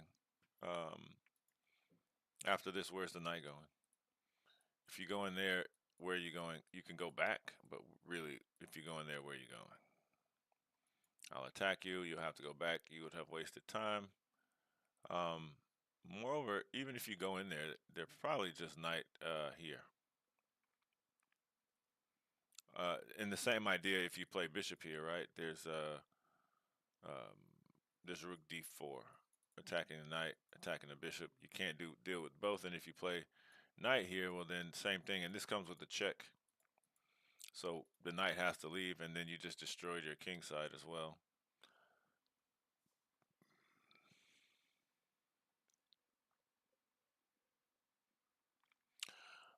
This tournament is the Inari uh, Panang Chess Festival, the 16th annual, and it's the open section, and we're watching Hakeem here on the left. Hakeem, um, versus I think his name is Shinrei Rishin. How do you tune it out? You focus on the board. It happens. Um, if it's, I mean, it's really figuring out not how to tune them out, but figuring out how to not let it bother you, which I guess is what you're asking by say tune out. I don't know if tuning out is possible for everybody. I don't know if how to do that. Sometimes you can lean into it and focus on it, but I think that'll take away. I don't know. Maybe it's spend some time early on and intensely observe it so that you understand it. Maybe you just focus on the game, or maybe you convince yourself that this fidgeting is a sign of some disquietude in your opponent, and that you can use that against your opponent. I really don't know. I've never really cared that my opponent fidgets. Um, I guess I'm more auditory. So like visual fidgeting doesn't bother me. I look at things and it gives me, it gives me something to think about to take my mind off the game for a moment, so that when I look back, it's kind of fresh. But for me, repetitive tapping and things like that, like clicking a pen or something like that, that could get annoying. Um, because it's kind of like I don't know. It's like, are you trying to hypnotize me or something? Are you doing that on purpose? I played in this one tournament. Well, I'm not gonna. Whatever. I was a kid. It was many years ago, and things were much different.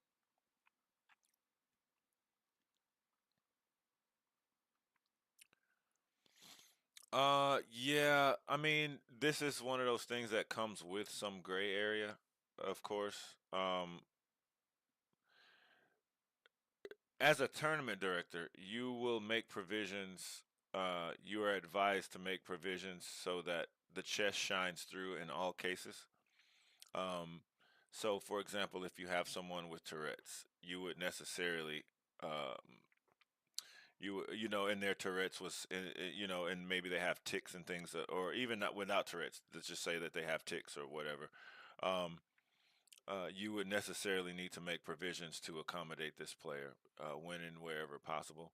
So even if that means a separate room and you're relaying moves between things like that. But the thing is that this should never create put an onus on the opponent. You can be accommodated up to so and so far as that it does not infringe and impinge on other people's ability to not be concerned with your disposition in life. You know what I mean? Um, so you should, there are reasonable accommodations can be made. Sometimes, if the accommodations are the required are um, can be deemed, if it's not with relative ease, then sometimes you're required to do that. I mean, for example, maybe there is no other room. Um, there's no other room, and you can't be allowed to, you know, have your ticks disturb the entire tournament. It's a hard place. You try to deal with it as best you can. But at the end of the day, if you can't, then and it's creating a greater impediment to things, then that onus needs to fall on the person themselves, and they need to have whatever they need to have in place to mitigate those from it, be that a counselor, medication, whatever that may be. Um, but yeah, it can be determined if things are intentional or not. Tournament directors do talk. Yeah, there are just a number of ways. I mean,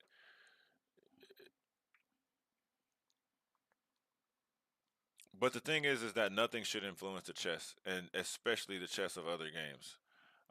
So to that end, the purpose is chess. And if your disposition is such that you cannot compete in a way in the standards, then you can't compete, and that's kind of the way it is. But all reasonable accommodations shall be made to accommodate people in their special dispositions. Some dispositions may be outside the bounds of accommodation, and that, of course, in combination with the organizer and the tournament director, should be uh, you know if they have personal things, maybe money, maybe a helper, any of these things should be allowed to um, come to some kind of reasonable accommodation and conclusion for the benefit of everybody, right? It's never supposed to be no, right? Um, it should always be how can we make this happen? Um, and and the nuance. There's no real in chess. Is still it's there's not a lot of codification. There's not a lot, it's not codified that how you deal with these things. So there's still a lot of room for humanity in chess, right? Everything hasn't been like this must happen like this. There's still room for chess in life, right? Figuring out how to make something happen for the benefit of everyone, and I'm thankful for that. Because a lot of things, a lot of other sports, it's just like so brutally cut and dry. Like you put rules and everything, and rules work for people. I'm not saying we all like rules, right? But at some point, like some things are so subtly different, like each individual, right? So these things, maybe the individual touch, and thinking about synthesizing a solution,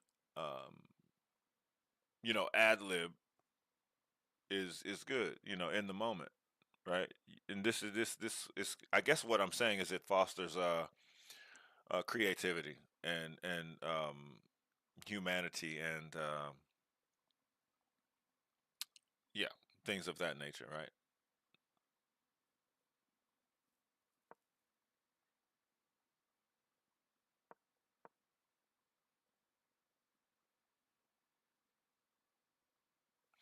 Yeah, and that's the thing. Like, there is some accommodation that one has to do with. I mean, we do live those lives, right, Jason? Um, I would I would even say maybe going in nature, because nature, you have so many insects, animals, birds, things, like all these things making sounds, and we find those sounds oftentimes they are relaxing. What's different about the sounds of humanity in a playing hall? It's a good question. It's a good way to look about it.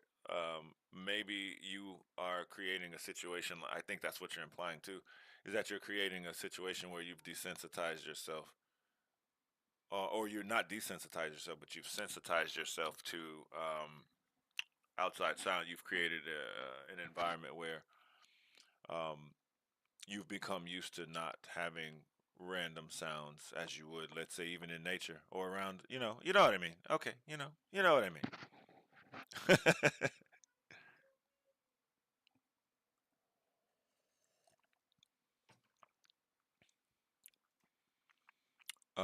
Are we having moves? I think the board is messed up. Oh crap. Do we have many moves yet? I need to look. I have to pay attention because the DGT, the board messed up. Yeah, it's doing the thing. Uh, yeah, we got to go back to the other board. Yeah, the board is the DGT feed is no more. So let's switch to the other one.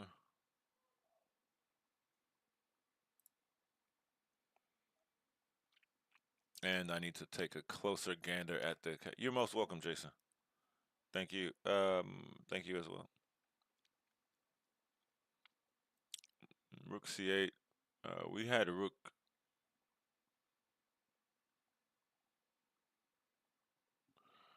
and then Rook E8,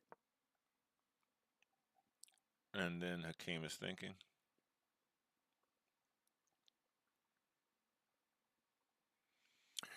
Yeah. So what's happening? The evaluation bar is skyrocketing, skyrocketing. Um, I'm thinking this loose knight is about to have a problem. How do we get the queen into this square? How do we play this move? This move wins the game. Queen E2, Queen E2 to D4 wins on the spot. You too. Take care, Jason. How do we get the queen there? I mean, I was thinking about knight B3 or something. I don't know.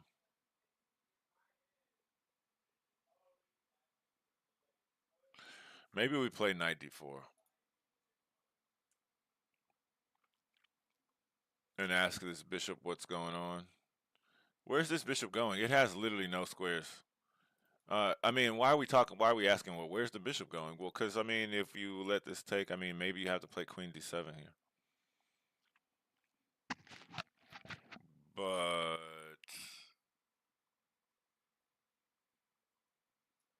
I don't know. This is a little closer to that square. Not that I mean, we're checking first. It's not going to work out like that. But 94, I mean, it's a sad day if after 94 you are going to play Bishop D7.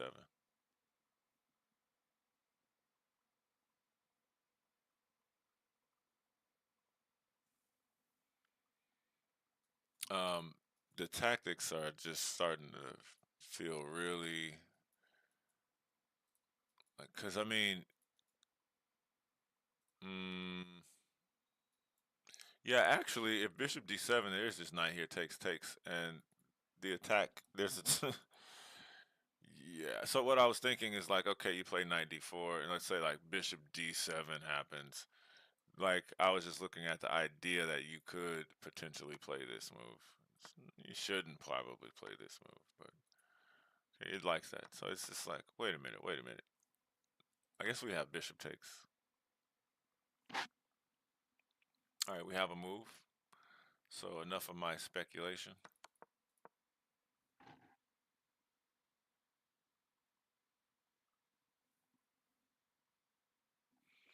He played A3. Rook E8. A3. Where's this knight going? It's only got one square.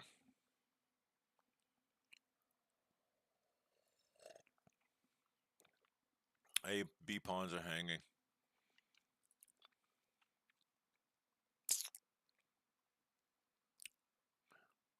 He may want to play this instead of knight D4.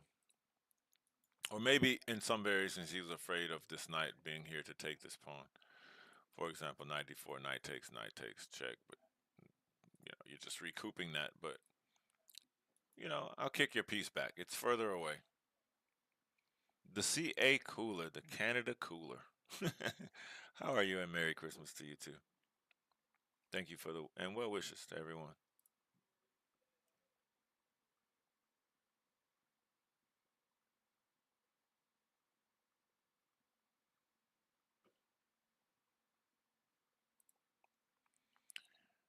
Yeah, thank you all for being here. We are live on youtube.com/Planet Chess Club.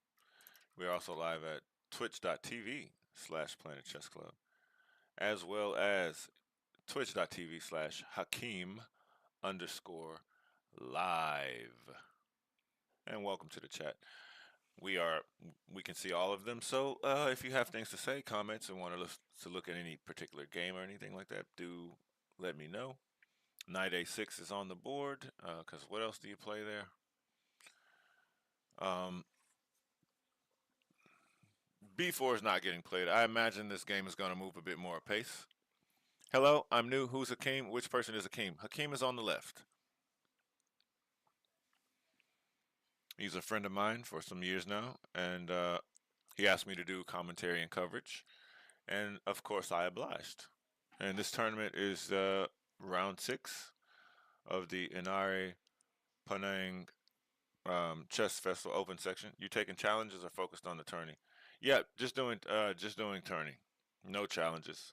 I'm jet lagged because I this it's 2 games a day, one at 8 EST, 8 p.m. EST, and the other at 2 a.m. EST, and I've been covering the 2 a.m. games too.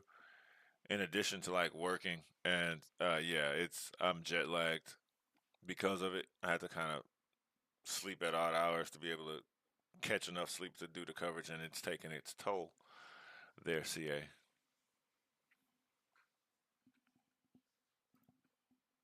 Yeah, cool. Thank you for being here. Definitely give us a subscription on YouTube if you enjoy the content. Even if you don't, it's free. And definitely give us a follow on Twitch at twitch.tv/Planet Chess Club and twitch.tv/Hakeem underscore live. Much appreciated.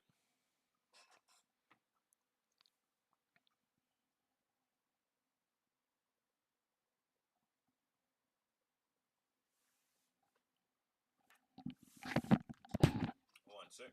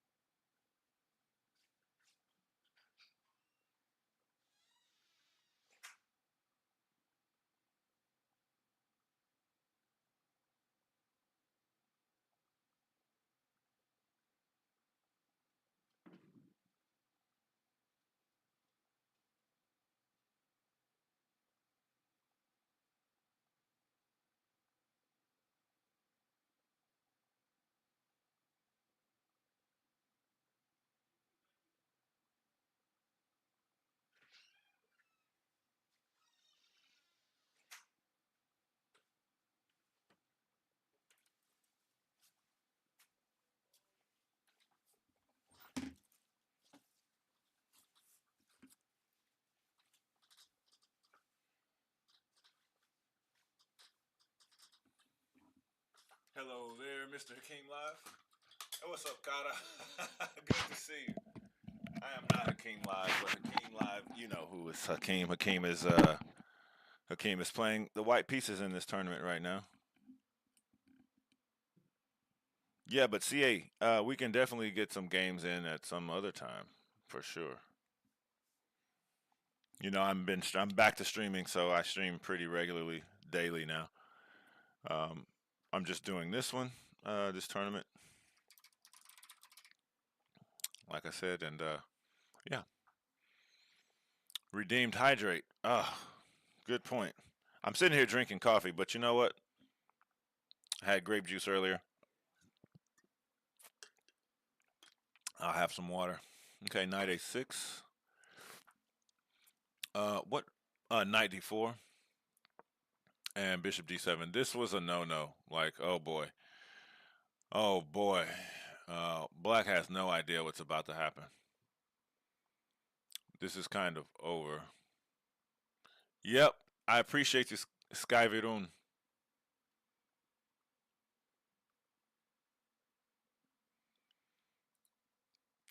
Um, yeah. So what's about to happen here? There is this check. I don't see. I mean, you're actually. Yeah, actually, this is pretty bad. This check is probably fatal because after bishop takes, pawn takes, you have to move the queen. Um, this is under duress. You probably have to go to c7 or because you might want to control e5 square. Um,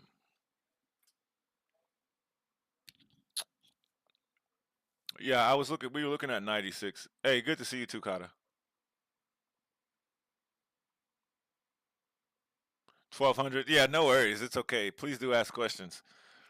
Um, yeah. So undoubtedly, Hakim is looking at this check because it forces the bishop to capture. Um, and after pawn captures, the queen's under duress. You got to leave the file. This check is potential. This is happening. What else is going on in this position? Even after some queen to one of these squares, there might be some knight move, or even rook d7. Because this knight, you know, the queen goes here, queen goes here. This knight can hit. Um, you know, and then there's also some other attacking moves, bringing the king closer to some things in the center.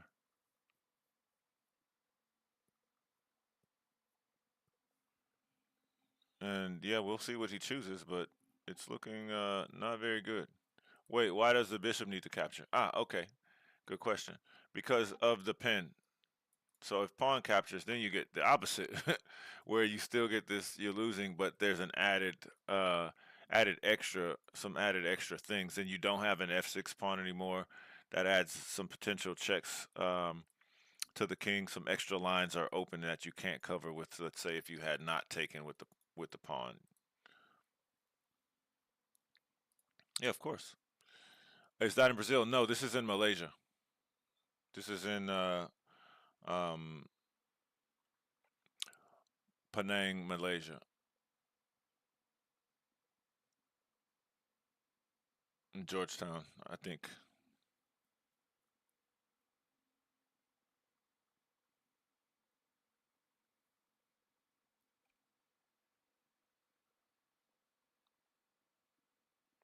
Yeah, Black has certainly realized that he's not doing well here. He certainly sees this check. If he didn't see it before, he certainly sees it now. Let me save the game because I keep messing that up. I could probably recount the game though from memory by now. You're an aviation geek? Yeah. You know what? Somebody said they found that on Google Maps sitting in the rainforest somewhere. Have you heard about that? I'm sure you've heard about this. I'm sure you've seen the map. Like Google Maps has found planes and stuff, crash planes all over the place. So he does play 96. Does Hakeem. So this is the current position. Bishop capture is likely going to be played. I don't see the opponent playing f takes. Um,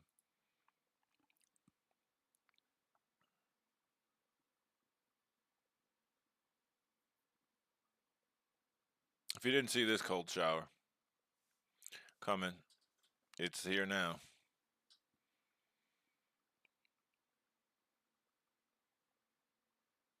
But Black did play incredibly unambitiously.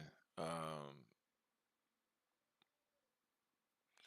I want to think that Black played so unambitiously because he is playing an unrated person. And like I said last stream, um, you know, when you see unrated, oftentimes there's a correlation between unrated and how new you are to chess and chess tournaments. It's very rare that you have an experienced chess player um,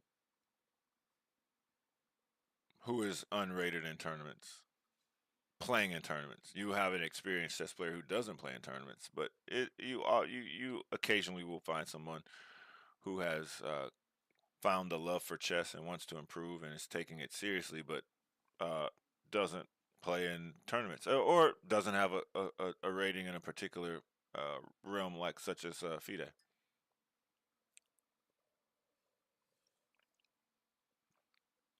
520 USF, 12 online rapid. Yeah, I'm over 2,000 USF myself. Um, yeah, I think yeah, you will improve and you will get better. Your rating will be what it will be based upon your results and how well you play in tournaments. Now, tournament play doesn't necessarily mean your strength. It just means how strong you are in a tournament. Bishop takes on the board. I'm unrated in FIDE as well. And so is Hakeem, who is playing right now. He will have a rating soon enough. What's up, Ali Paul? It's good to see you. Hakeem is breathing, but he's going to recapture that because what else do you do?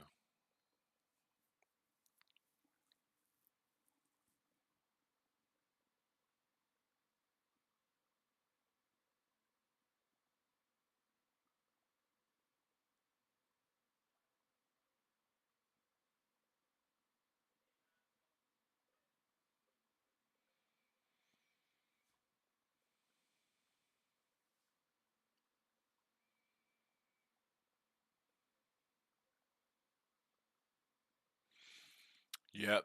This is Queen A6. No. You mean Queen B6? Or you mean Queen A5? Queen A5, you might get hit with like Rook D5 or something. And don't think you're gonna play Rook C5 because then B4 happens, and then you can cry. I was thinking Queen B6. I mean Queen C7. Um, because Queen C7 controls E5. I don't know why. I don't even know if this is important or not.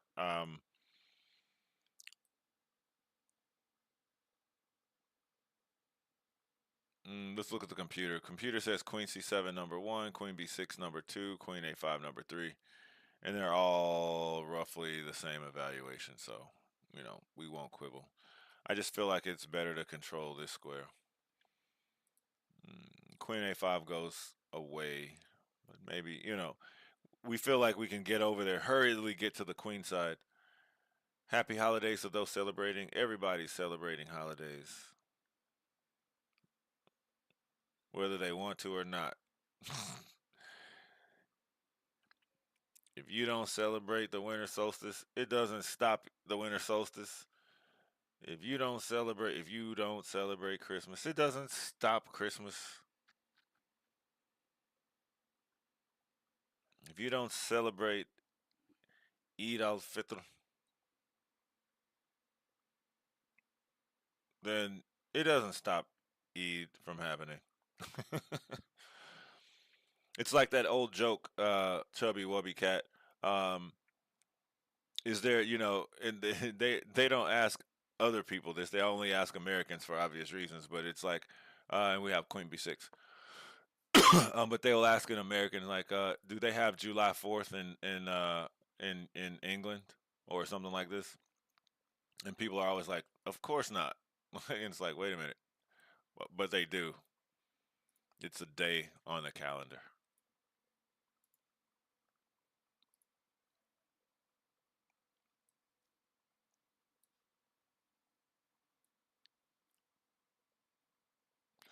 We should have a Twitch prediction on next round to see what his result will be. Gotcha. We'll implement that.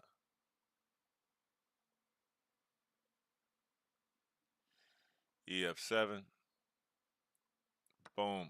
Bringing that. That's what we were thinking. Bringing that king a little closer.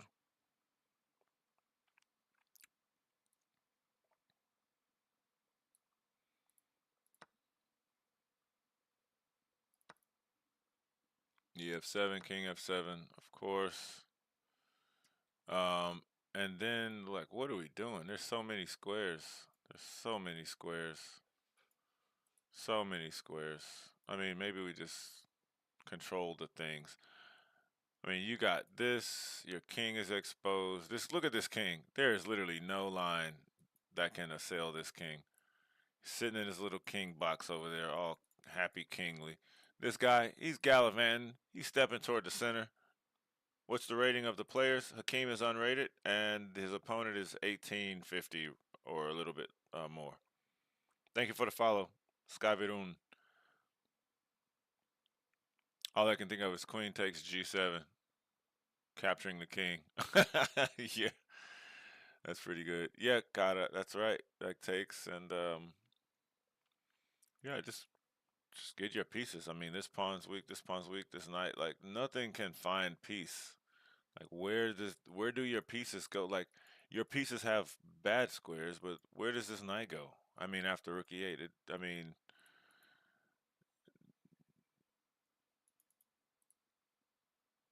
by playing in tournaments, Ralph the boy, Ralph the boy, the boy, Ralph, you got to play in tournaments. That's how you do it. And there's a whole complicated formula. It's not that complicated, but there's a whole formula that dictates how you get your rating, and then there's a K factor and all of these other things that happen, and you get provisional rating, and then you play more, and then you get an established rating. Please analyze board one. I open I am Poe gonna one. All right, we'll do that. I think that game might be over.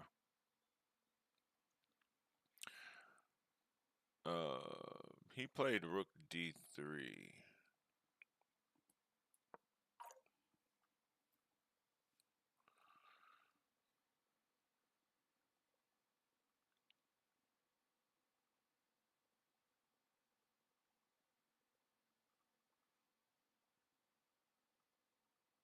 I don't know who that text message is from.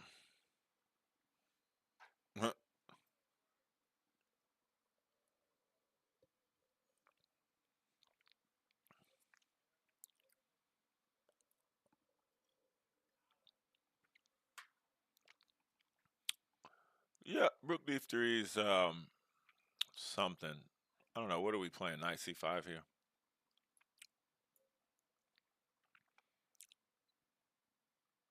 Trying to get over and cover. Knight c5, rook check, king over. I don't know. Rook c6. Trying to perform some frontal defense. But even if after this check, rook c7, then here, you can't take this take check, and then you have to go over, and you're losing your queen. Yeah, my USCF rating is over 2,000. It's like 2012 or something. But I haven't played in quite some time, and I sucked at my last tournament. It was bad. I haven't really been in a tournament circuit since the millionaire tournaments.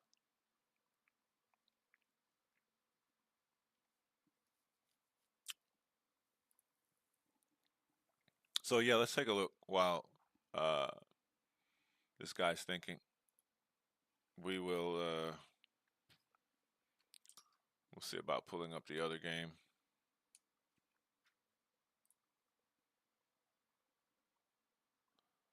Where is here?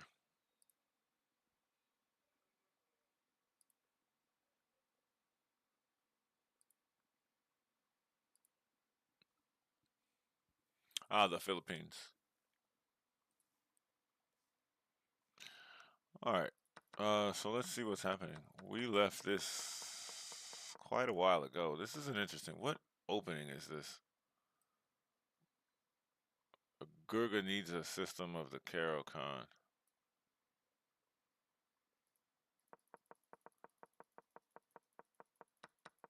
Okay, yeah, okay. This makes more sense.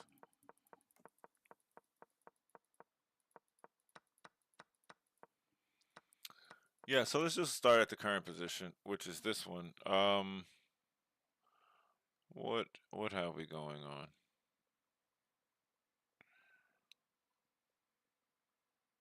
You know,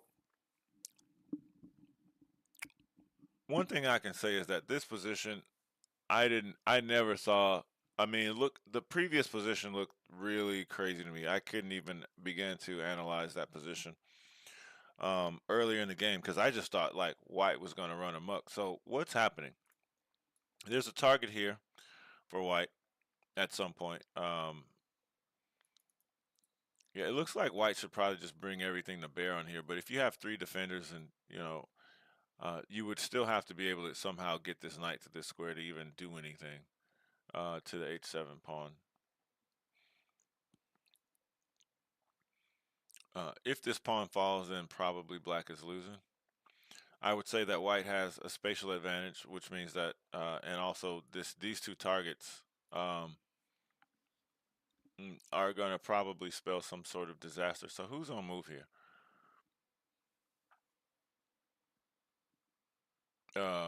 Looks like no. White just played Rook takes e5, so it's Black to move here. Um, okay, so these are the two main weaknesses here. This knight probably wants to be here.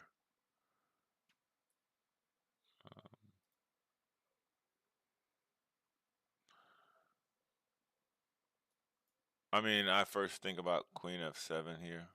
Maybe actually Rook here, but I don't know. We need to do something. Rook f6 comes to mind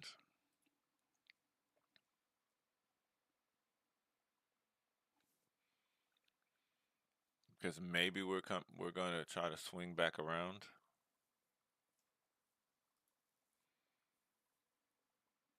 I mean, you can consider something like this, but what do you really? You're not going to get anything out of attacking over there. So Black really should be concerned about this. If you play something like this, then probably just f5. But you have the check. But I mean, the point is that you're just walking into a disaster. And yeah, Rook h6 is probably just good enough instead of some f5 pawn push. Um, I don't see how Black is going to defend this. Yeah, but if you play h6 here, um, you're just gonna lose this pawn, and then this one will be attacked. So e6 is already being attacked.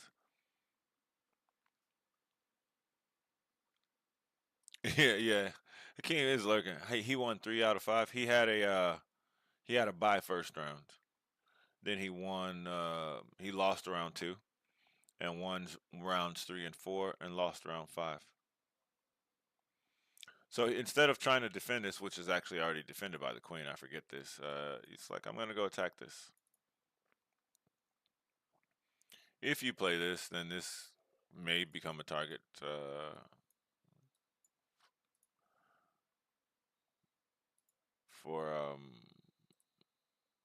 for Black. But he did give this. So what happens after just taking this one? I'm guessing Rook takes g4.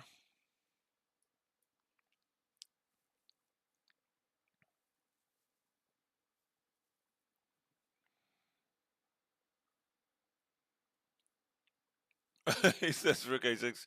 Well, you want to play Rook h6 now?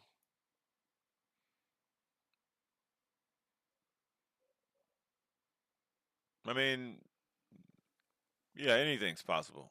But I think one of the main things is once one of these pawns disappears, if both disappear, Black is losing. If one disappears, Black is in a very hard place and probably losing. But yeah. So I mean, that's what's happening there. I could pop on a computer and ask a computer. Wouldn't hurt anything. Says G5 is winning. It's +3, +2.5 for white. So my suspicions are correct that black is just losing that game. Isn't G5 still protected? You mean G4? This is G5 here. I don't. What's your question, Ralph? Clarify, please.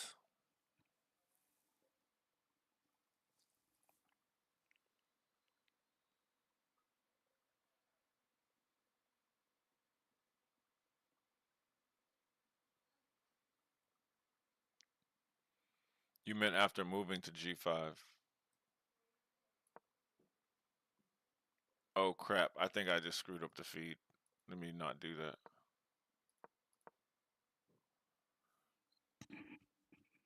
Gonna play some rapid? Good. Get some in. Uh, isn't G5 protected? Yeah, the pawn and the rook are defending G5.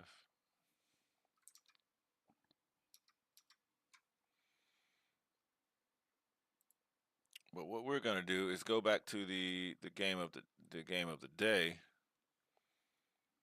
where we left off. We had this move. Let's catch up. Make sure we are up to date.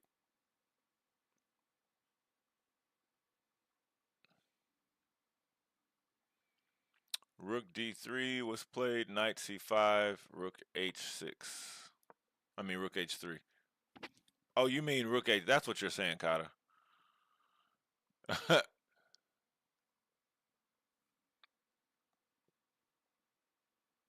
Maybe you're talking about the Hakeem game.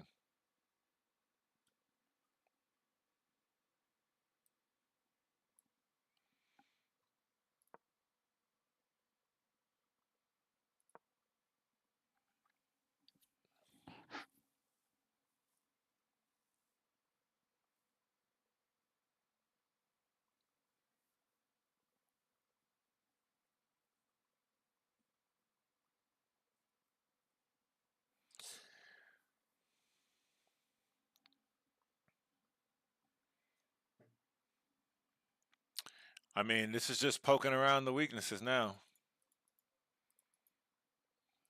Which move are you gonna play? Like, how do you defend? You can't let him have that pawn. That's a no-no.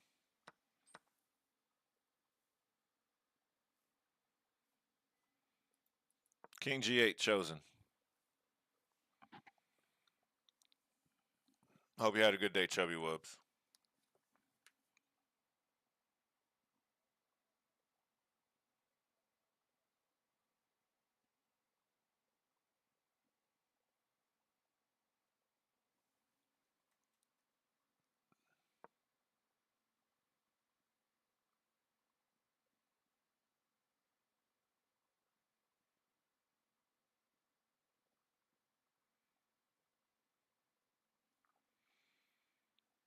Love my Cardano. Cardano is life, says Cardano.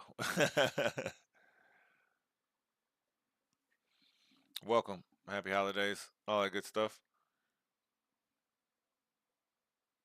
B4 looks good, you say, huh?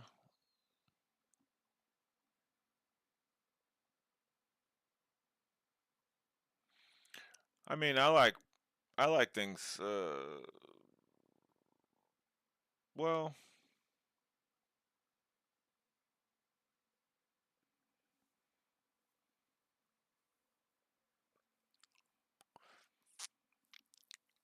I mean, B4 is not on my mind.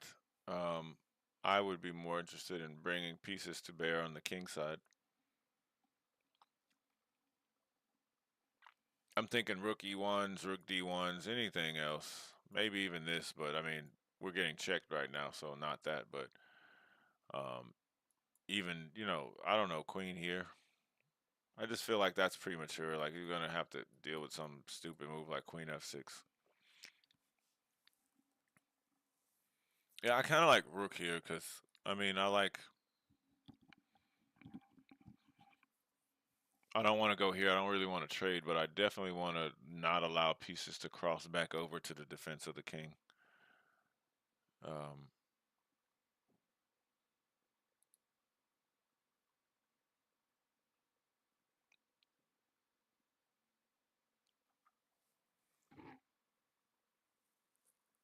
yep, you gotta hold them. Gotta hold them.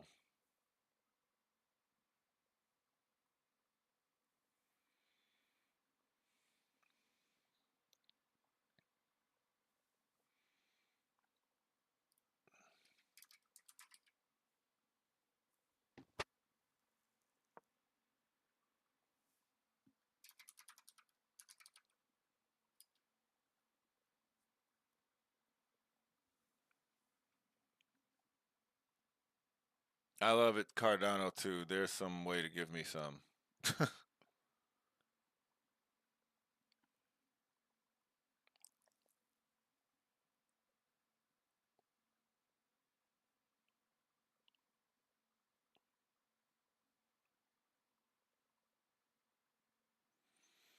You can see in those middle tables the games are finishing up there more quickly than elsewhere. Well, than this one.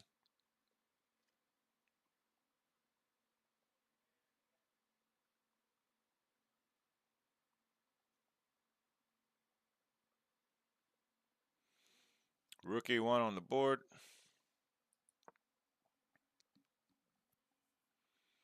Hmm. Did not like rookie one as much. Maybe rook d1.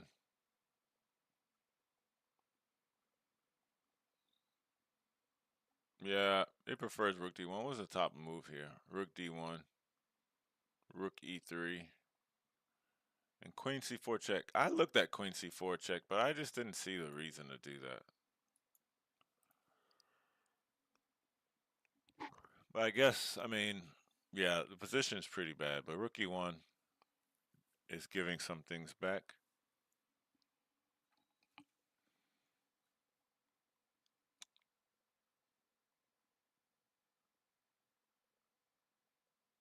This game might be just inside the possibility with best play of a draw. Yeah, but black would have to play like Magnus.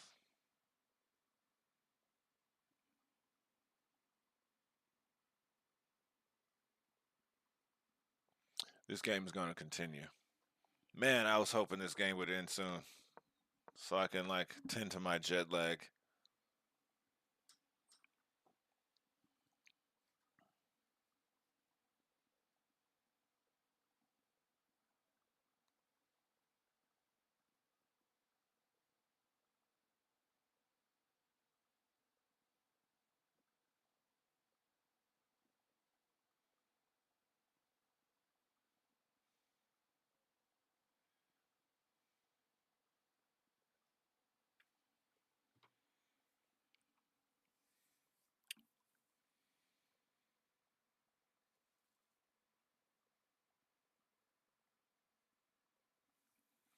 Yeah, I would have to analyze this a bit more.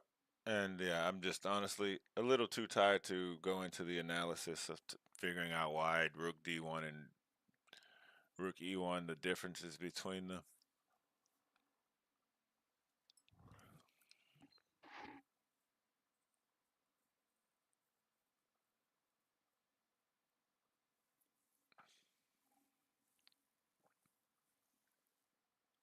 You know, it might be related to the fact. So in this position, I kept wanting to play queen e5 because I did not want e5 to be played.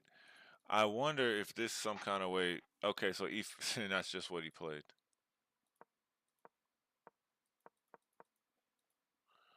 E5 played here.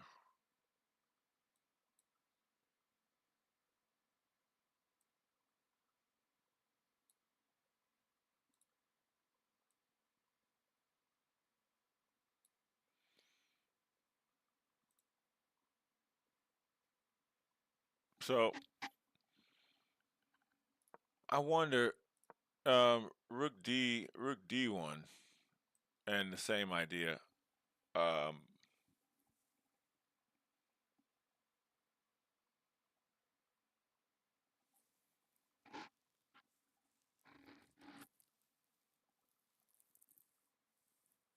yeah, I don't know. I'm not even gonna hazard. I'm gonna let them figure it out.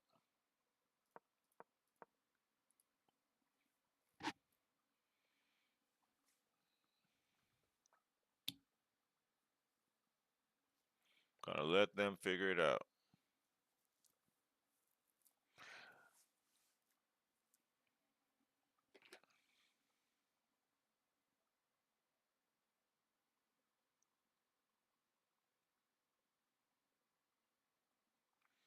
My man got some serious chest drip. See that shirt? Golden chest drip.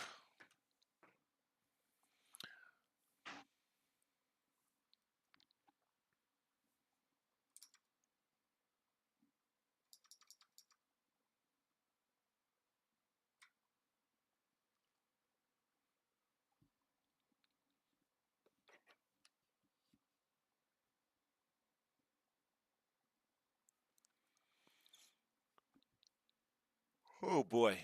Excuse me.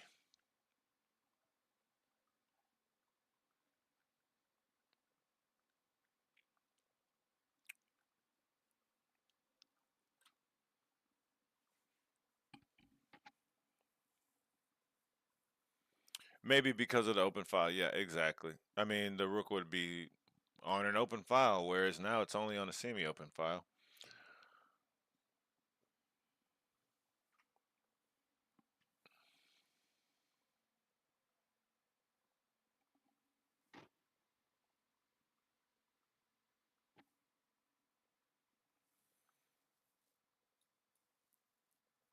Rook e3, e4 takes. You can take here, but you'll end up getting checked. Maybe.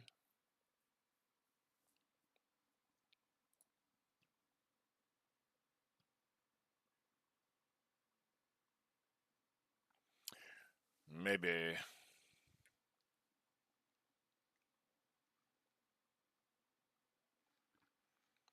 So the round started at 8. So they should be winding down here pretty much on time wise. They're only having 30-second increment. B4 played. And we are back into the draw realm. Yeah, he's looking at this square right here.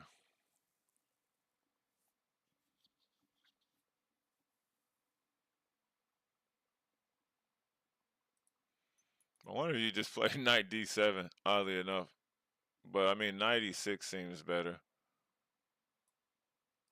You know, if your opponent's trying to do this, you just put a knight there and say no. But this is much better to attack than to defend. Because even after such a move, I mean, you could just literally play this.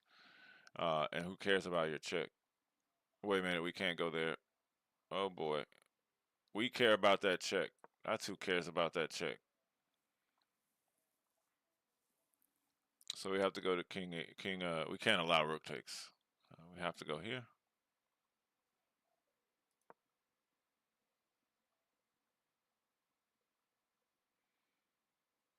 Oh, yeah. I guess we can go there. No, where do we go with this? Maybe we go f7. Yeah, I'm confused. I don't know. Oh, wait a minute. Queen can take the knight. Lord, those lateral moves. Oh boy. Yeah. So there's not even this check. So this move looks really nice. Um, yeah, 93. I mean 96, 94. You're both trying to do the same thing. Plays knight here. We don't check. What do? We go queen a2 check. When queen e6, and we're forcing the queen trade, right? We have to take it, followed by rook takes, still controlling this, and then you bring back maybe rook here, but maybe you just want to go here and just get your rook back. But rook f3 implies that maybe at some point we will make a move, then attack your knight.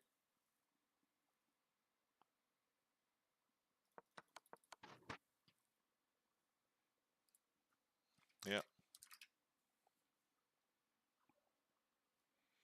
Well, we're waiting on Hakeem to figure it out. So let's get back to the game. E5 was played. He played b4, and the opponent did put the knight on d7. Yeah, the opponent went knight d7. If that camera is correct. Yes, it is. Uh-oh, did we just lose feed? No. That's the only way we can see the game.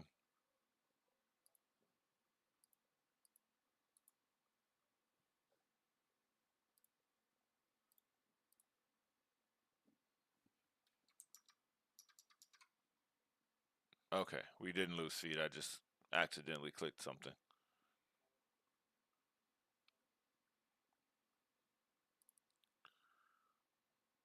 E5, b4, knight d7. Yeah, we're still here.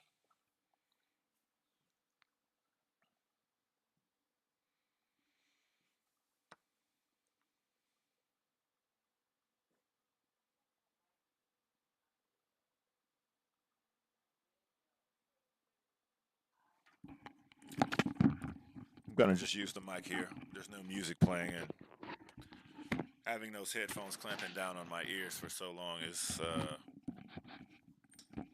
annoying. It's discomforting.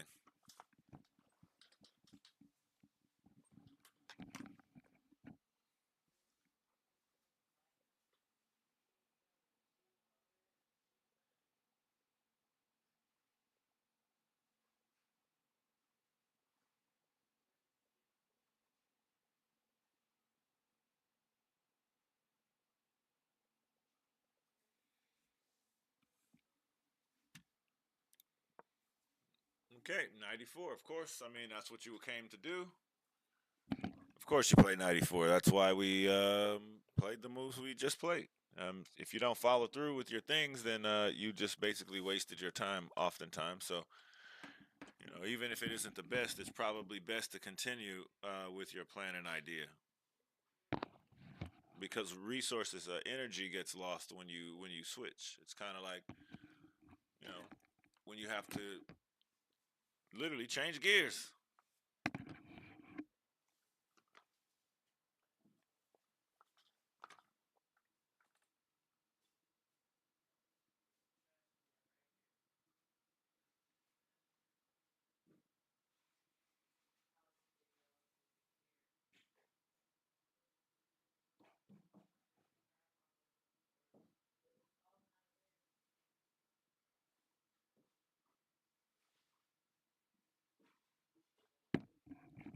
Looks like about this point, some nerves are hitting Hakeem. It's getting them under wraps.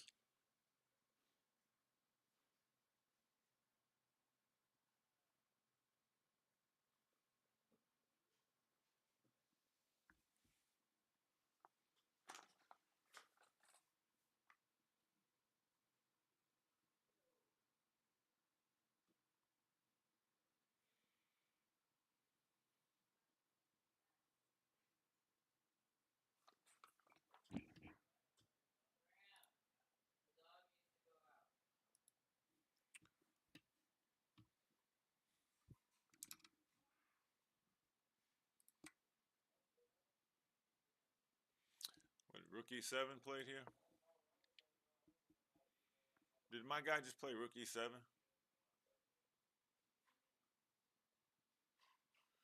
Yeah, so, like, here's the point that you can make. So, like, when you see, like, yeah, you stepped out of the way, but you used the thing you stepped out of the way. If you defend a night check with a night check, then if the knight gets removed and recaptured, then with not by the knight, like then this still exists. So like you don't want the back rank idea, so you don't use the E rook, but maybe you use this rook and threaten this because then there won't be a knight here. The queen is still here though.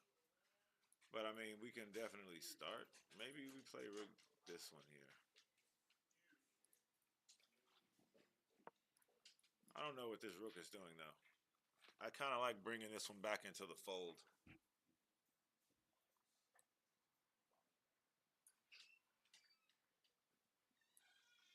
Maybe rook f3 actually. Nope, he plays rook d3 because I mean, this is this will these moves will start to allow you to pile up a little bit, put some pressure. These moves will allow you to pile up and put a little bit of pressure, a little more pressure than before. Um, yeah, knight. Yeah, the last two moves from black were very out of the way. They were blunders. They combined to make a blunder, essentially. I mean, they were, two dubiosities equal a blunder. It's more like a blunder and a half.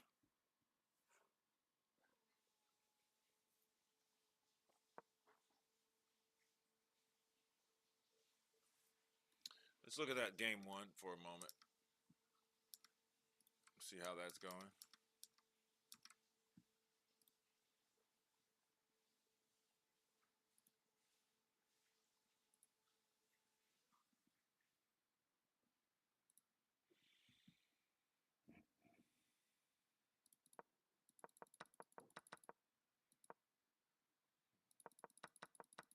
So we saw it about here. Rook G8, Rook E6, Rook G4, Rook H6. And this winning the pawn. Oh, this is what you were talking about, Kata?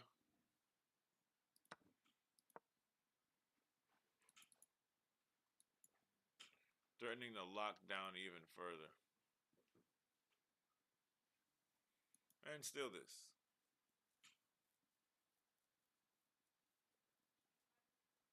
There's no queen defending and attacking. We're checking. Maybe there's knight c8 here, and maybe you're rerouting to a better square, but mainly controlling this one. And this still, so maybe, yeah, maybe we'll see knight c8 here.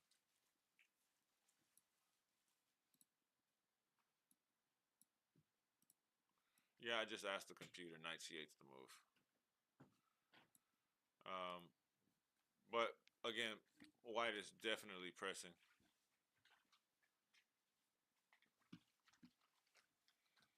And we just checked in with that, so we're going to go back to the action over here as we had it.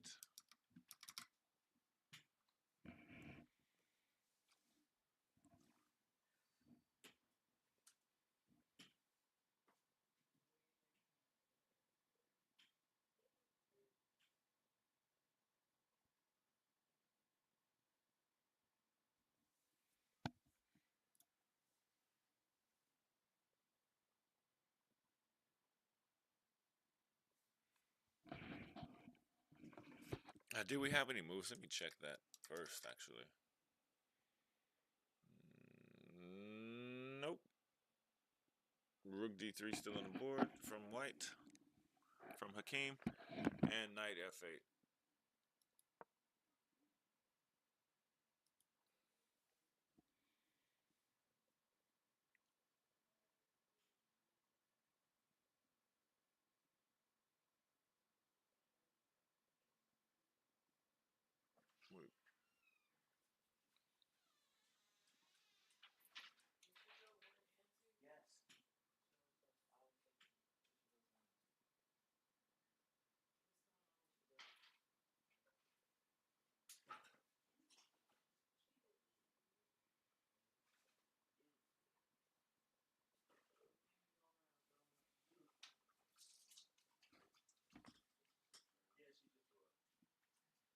Get out, out, go.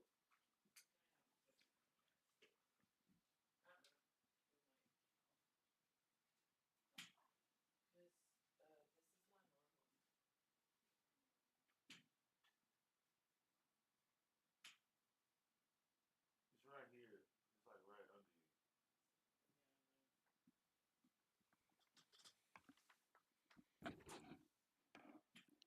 Surge ship. Thanks for the follow.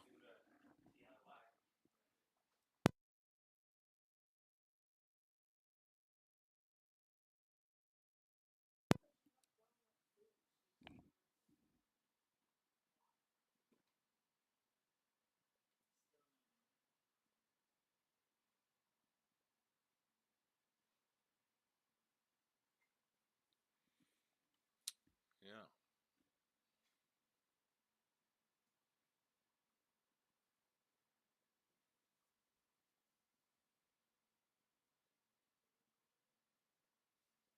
How do you win? I mean, maybe you have to.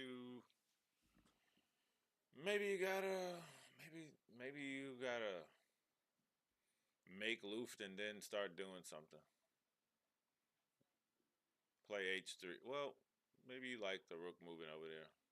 But I mean, if you play g3, the rook can't get there, so might as well play h3 or something like this. Make some Luft.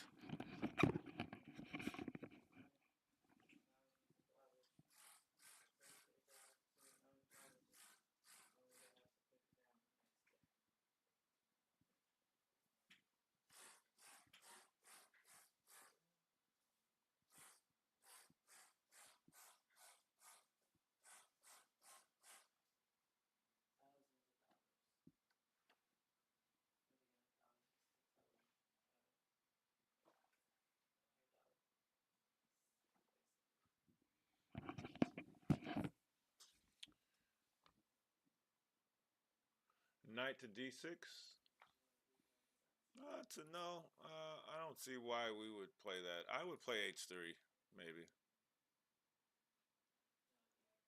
just so that there are no back rank threats. But knight here, at the very least, something here, and we're having to move again and start trading off some pieces.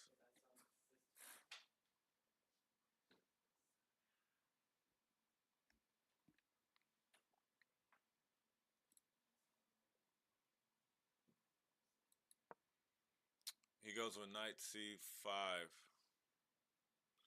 I can't see their clocks, but I wonder if time pressure is starting to become a thing.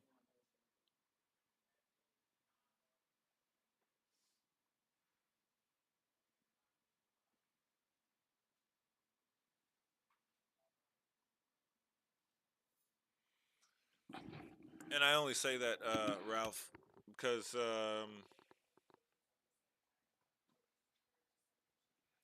it is DGT. The board is DGT, but the feed is messed up.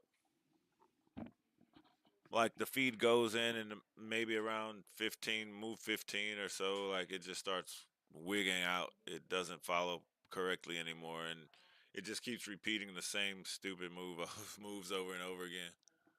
So luckily we have the camera and we're able to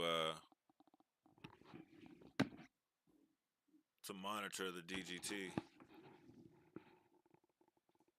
I mean the actual physical board position, which is one reason why I haven't been spending too much time away on other games because those DGTs are working. This one isn't. The top board DGTs seem to be working flawlessly, but something is going on with this one. The feed from this one. Mm. Preparing G4.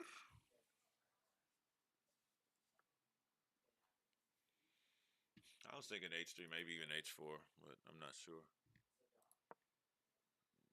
Pinning the queen. This guy is not thinking, but I mean, I think black might be down on time. I think black spent a lot more time than did white.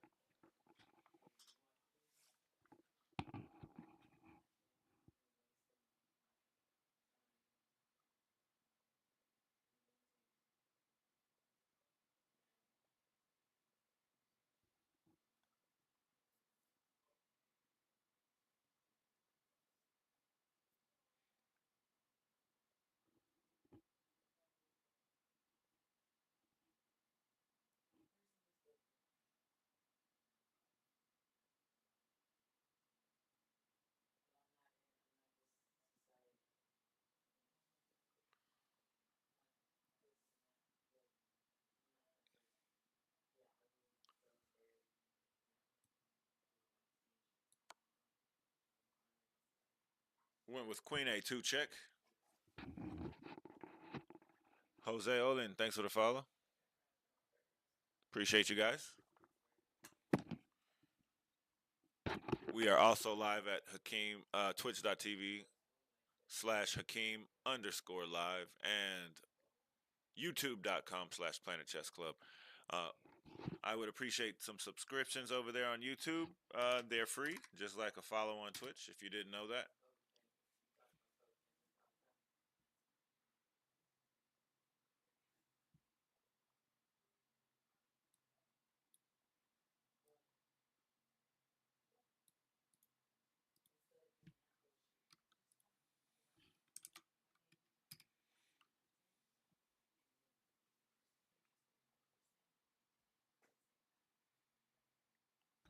I think time is a factor here. I don't know the Swift, unless he just thinks and sees that he's winning.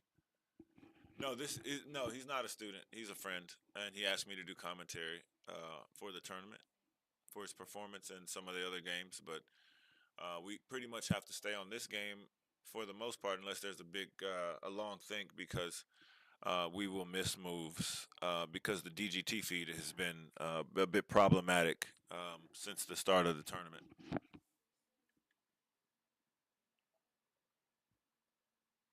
King G7 and Rook D5.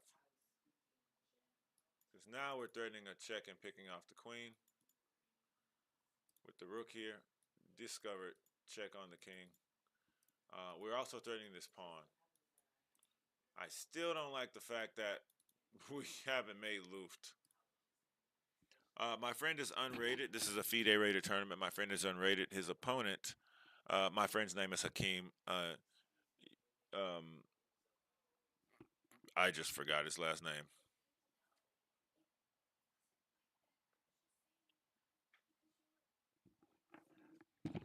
Yeah, they're moving pretty apace now.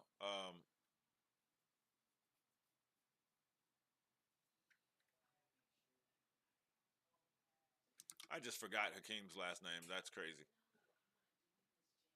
Um,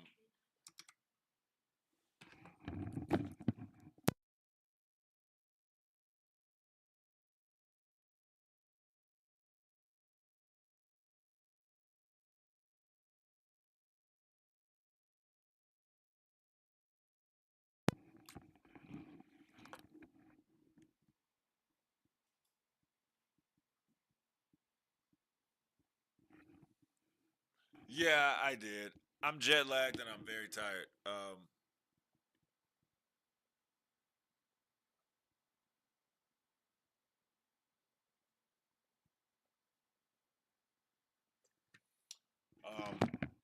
yeah, but his Shu Ren, I think I for sure Ren.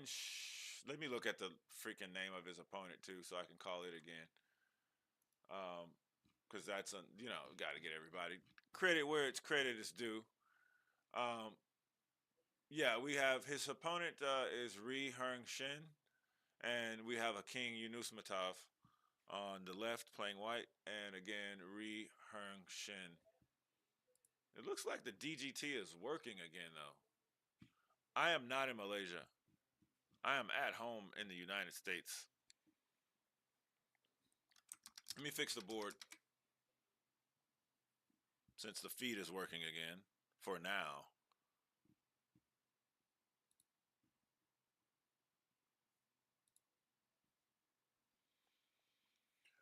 He's Malay, Malaysian Federation, as you can see from the flag there. Hakeem, they're both from the same country. They're both from Malaysia, both of these players.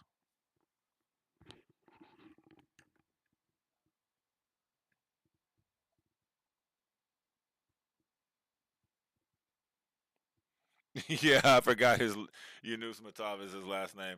Man, it's not that I don't know it, it's just I'm tired. My brains are not functioning at optimal capacity, optimal and optimum.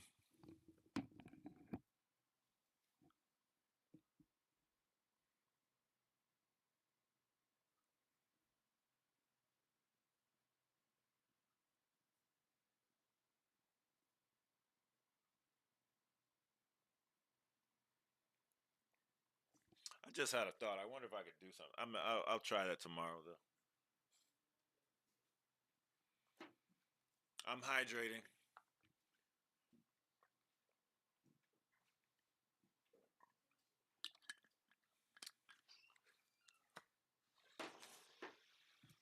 I'm gonna put the evaluation bar on to see if that messes up anything. Evaluation bar on because we're just gonna watch. I feel like they're probably lower on time.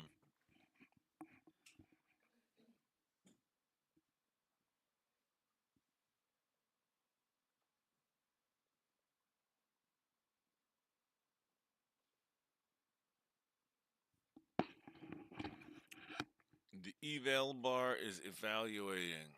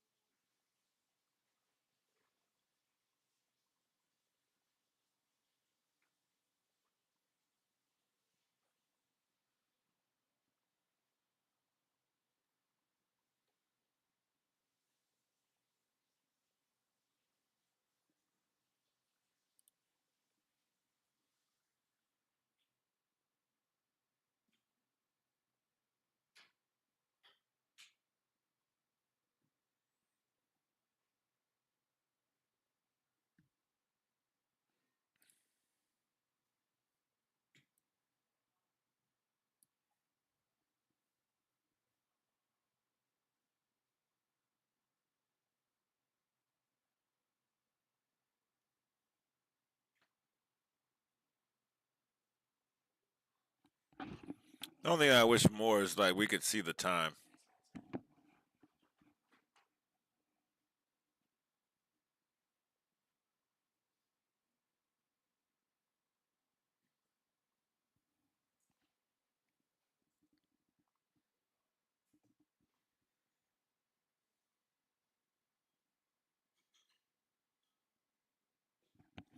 They do get 30 seconds after added to their time after each move. That's the increment.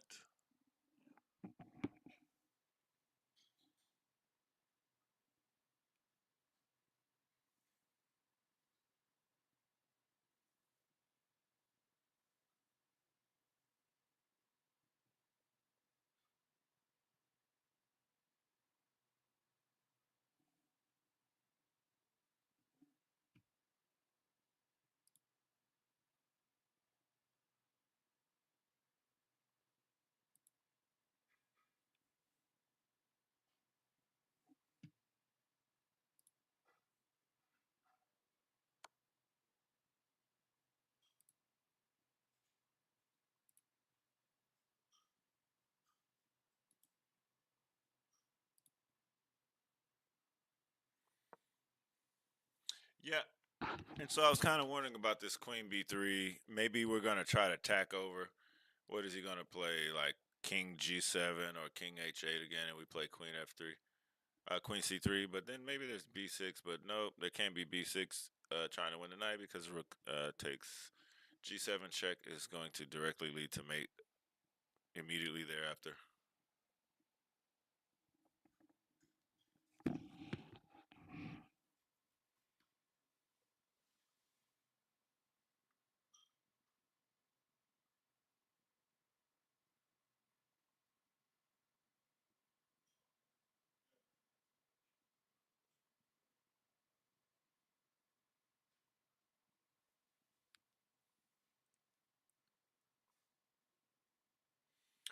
Yeah, I'm wondering if he can just tack over. You know, just tack over, and when you get here, and then we can find somewhere else.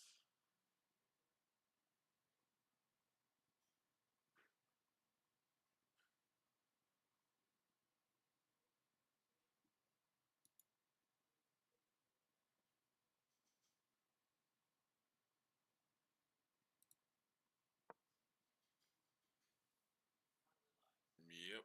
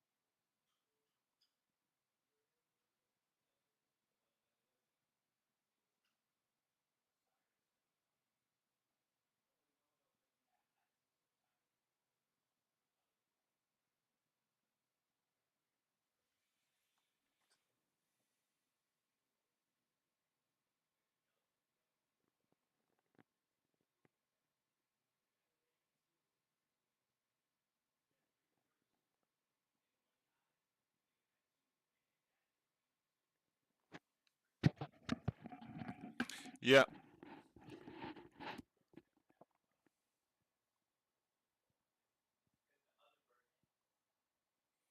And Queen C4, he's doing the tack over, as we just described.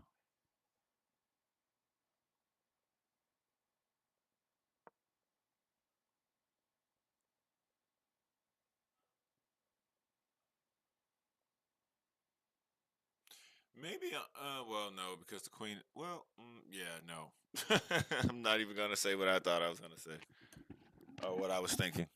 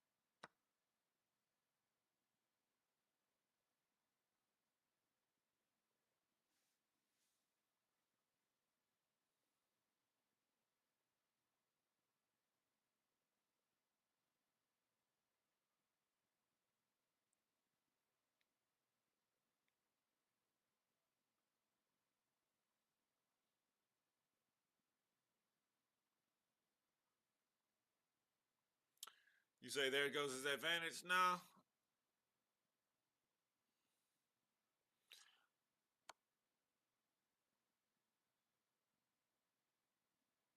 I think he's doing the thing. I think he's putting this one away. Pretty straightforward, Kata. I was kind of leery about trading a rook too. I kind of felt that keeping both, but I think you were going to end up having for the combination that you're trying to affect, the point you're trying to affect. I think you have to do that at once. But I thought he was going to keep them so that he could play like Queen here one more time, King G8, and then play Queen D5. But I mean, what's the difference there except the Queen's a little closer? Where we could try for some 96 stuff, but I still think you have to trade something off. I I am I wasn't 100% clear on what I was seeing. You know, it wasn't in the forefront.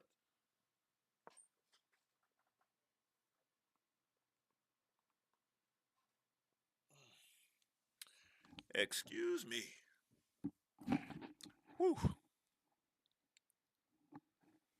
So yeah, I think yeah, and then we're continuing, and then I think we do one more check on D5.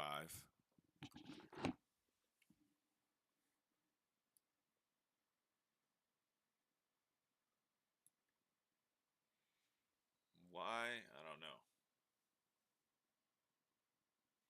Actually, maybe there's some 94, and we're looking to get in here.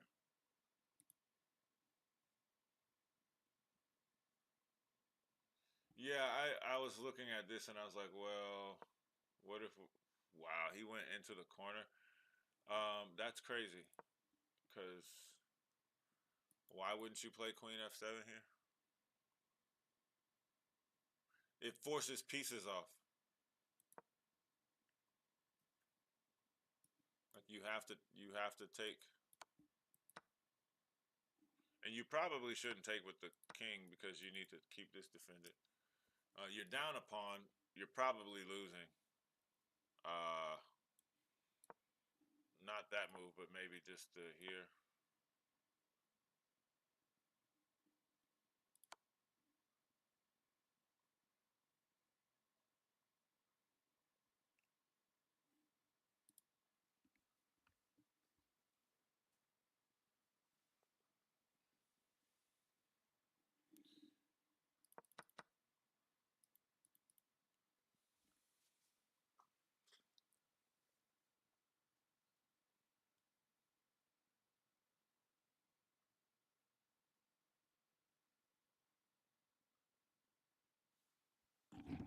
Luft. Yeah, probably you should play H4.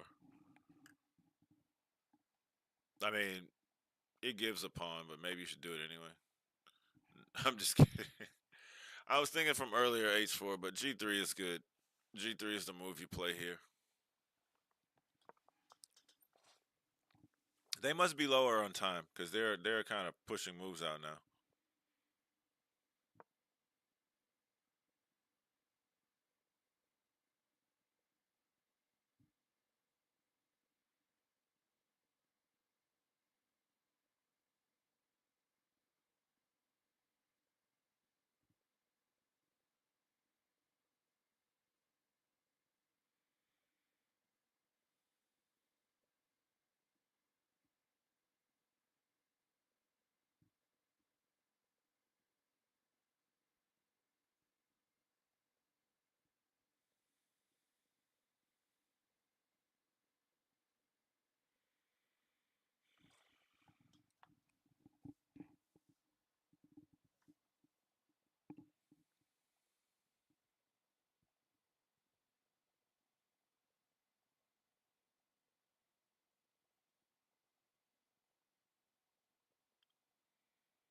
The night dance starts. Yeah,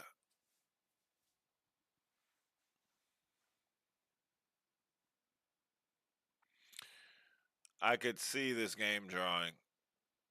Um, especially if they're down on time. If this looks like Other than the pawn being in hand, this could easily end up in a series of mistakes going to a draw. I have more faith in the players than that, especially Hakeem. He's been playing pretty sharp stuff, so um, I expect him to see his way and wade through the complications.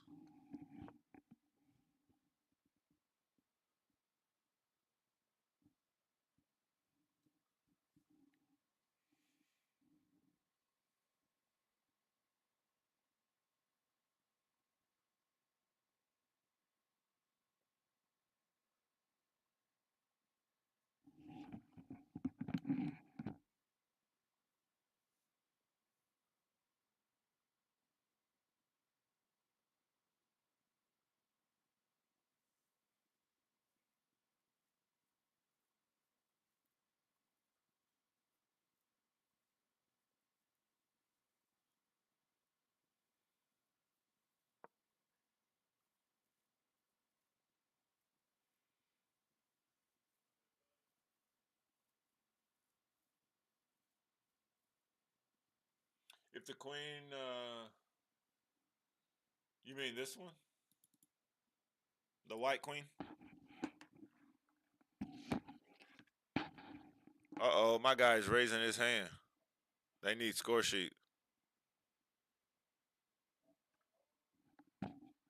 Move 53.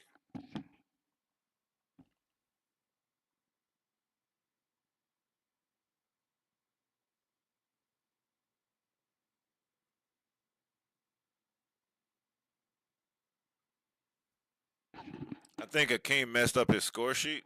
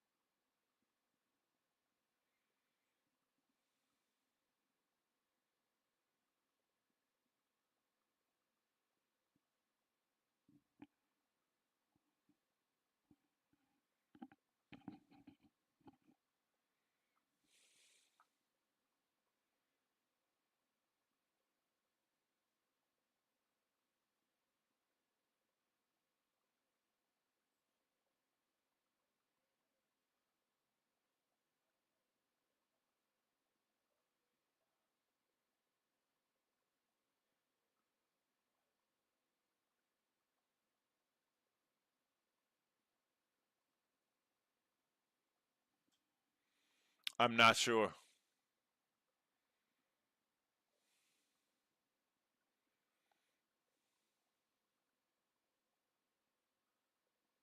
I think Hakeem messed up his score sheet. His opponent saw it. And I think in FIDE rules, there you can like claim stuff against the score sheet. Um, like there are rare occasions that you would, because of the technicality of things, there are situations, even in the USCF, where you can claim a call against yourself. And the reason you would do this is because you have to vet score sheets in order to do the claim.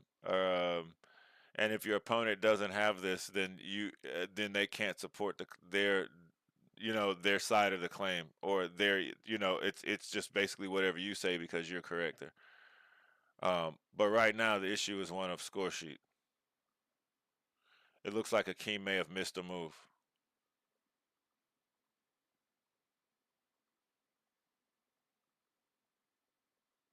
I love that arbiter. He was like, "What?" He hit that clock. He did that with style. He was like, "Ugh," flung that sucker off. But yeah, I think Hakeem missed a move on the score sheet, and his opponent basically was like, "Hey, his score sheet's off." Um, I'm not sure that I would have said anything if I were actually trying to give myself every opportunity to win, even a technical one, because any later claim would fall in my favor because of my opponent's incorrect score sheet. And I even think in FIDE, like I don't know exactly the FIDE rules about what score sheets being incomplete, but um, it could cause you to lose a game in FIDE. I'm not certain. I don't think they would try for that, like try for that being the case, right? Like I was saying to Jason earlier, like you want to minimize any arbiter or any rules influence over the game of chess other than keeping things even and equal. But they must be low on time. The moves coming are coming with a bit more rapidity, a bit more pace.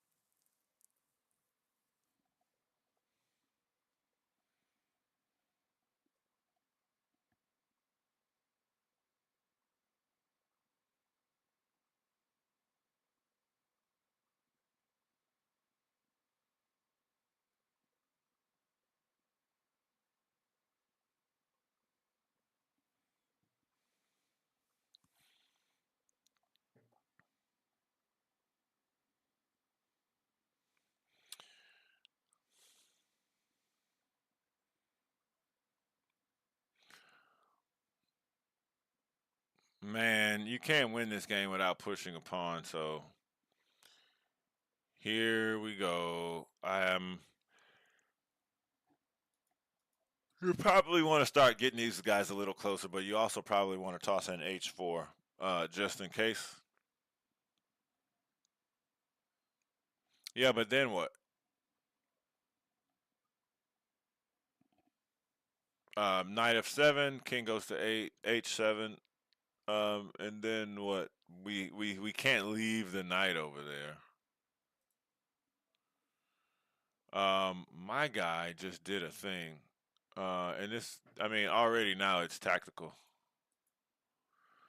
Um,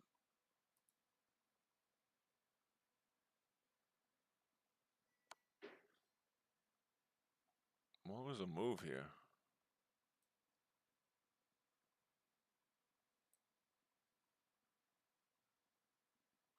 Oh, maybe knight c8. When you won't, yeah, knight c8 is actually pretty strong.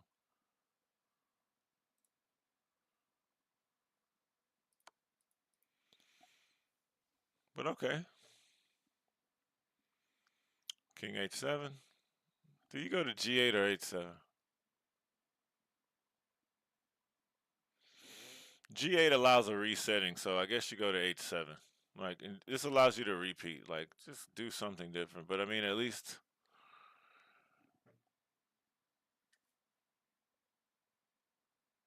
I mean, maybe now even still there's c8 again. No knight c8 because queen b7, and that's the difference. So yeah, so the queen has to be here in order to even get the knight there because this check. And it's a tough game. I mean, what, knight d7 now? Um, nah, takes check is not okay, but takes and takes.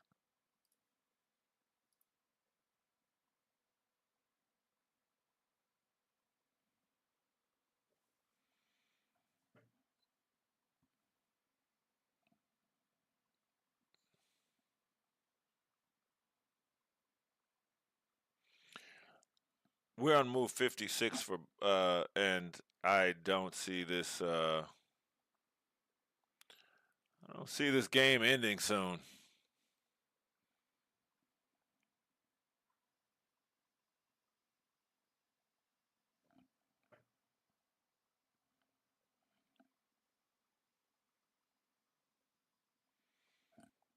But who knows? I mean, time is gonna time should be a factor right around now. I mean, I think black is gonna be a bit more low. It's gonna be lower on time, but 4 hours. We're is the starting time for both players combined, minus the increment. So these guys should be approaching playing on increment.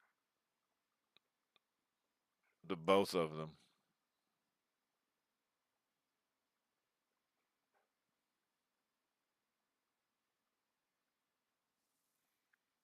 Especially black. I think black took more time on average per move than did white,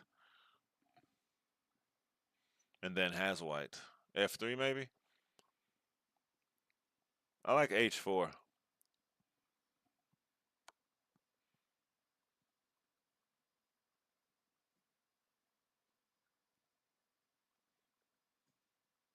And the only reason I'm saying what I'm saying is I like that you make this kind of move to get closer. There's nothing going to happen until one pawn starts going forward. You're not doing anything. You're trading pieces. It doesn't matter. Like White's not winning this if he's not getting a pawn to the other side, right? If he's not making if not changing the status quo. A simple tossing this pawn out there could be just the thing what the doctor ordered. Mainly because it also gives you a passer on the F file. And this can be the next distractor after you recoup this, and this becomes weaker as well. Like both of these pawns become weaker if h4 is played. Even if you play g5, um, that means that this pawn, there's another attack here. This pawn is also weak, so we might be trying to go back over there and do that. But it could also be that we just get a little closer. Um, what we don't want to do is start trading pawns on the queen side. We want to at least win one of those, and then we have a pawn on either side of the board. This move, I don't. Please don't tell me that got played. Oh man, he played the wrong one. This was supposed to be h4. Um, at least h4. I mean, like it's not h4. Maybe something else, but like f4. This is creating a whole. So now the problem is now your king has no cover. He's completely exposed. Like if we look at all the lines, here's a line, here's a line.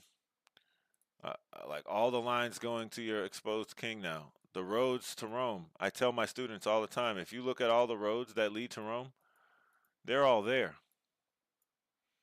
All the roads are now open to Rome, and the king can no longer hide.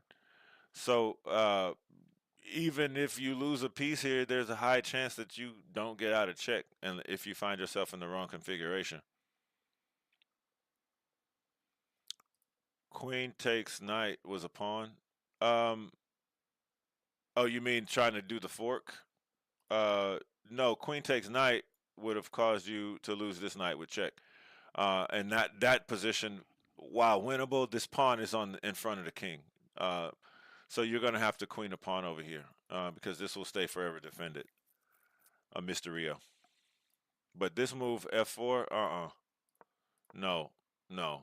And now he's trading off. He's gonna elucidate the fact that you have no cover. I don't need cover. I've got more cover than you. And with one pawn on this side, maybe the king and pawn ending is playable. You try to get a passer on the f file, or maybe you try to play for this and get you know trade off one of the pawns and keep a passer. That way you can always cajole and get another pawn. There is no hiding. This is Tradesky's time. There is no other move but taking. And king here. No, there's no king here. You're attacking the queen, so knight takes is forced.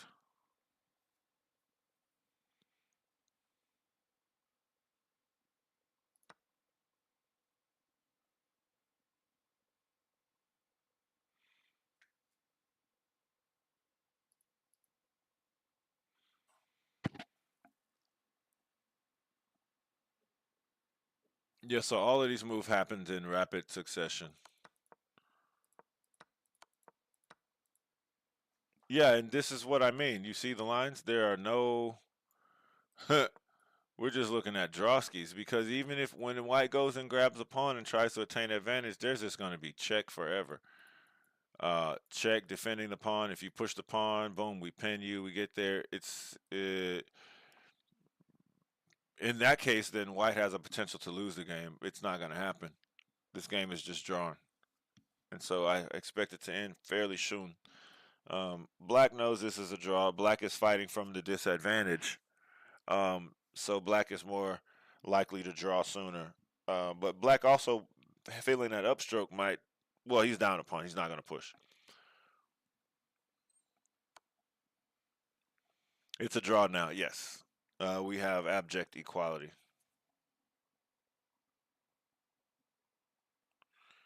Yeah, this should just peter out into a draw.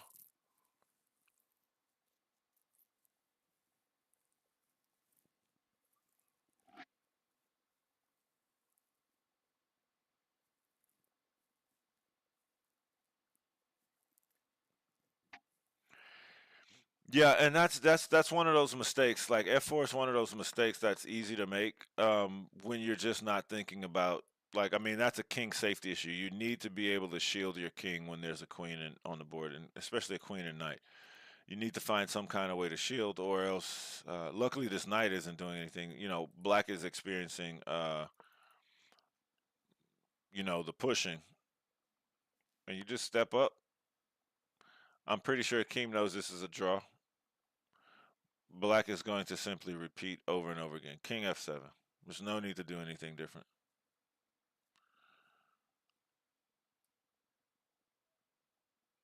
If King F7 was good before, you have your two squares. You just toggle between the both, and you drive this home.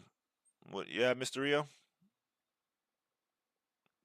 Chat. Any dissenting opinion?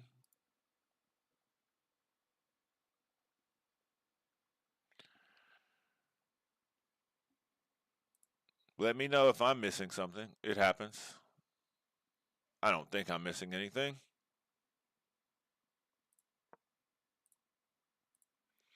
Oh boy, my guy's making different moves. See, this guy, see, that's not something I would not be interested in changing the status quo. This is a status quo changing move. Like, I'm not playing that move. F7 was good before. F6 was good before. You do something different. You're the one with the extra pawn. You're the one who's supposed to try to push. You have the onus. You give me a free move, we're just headed for Drawskisville. Luckily, the queen is here, so maybe Hakeem is going to push this pawn. Why? Because, check. I don't know. I might have would have had. Well, yeah, I probably would have had to play King F5. Like,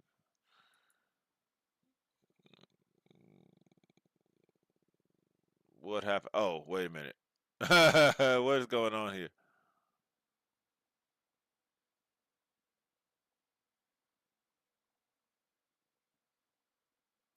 Like, what's uh?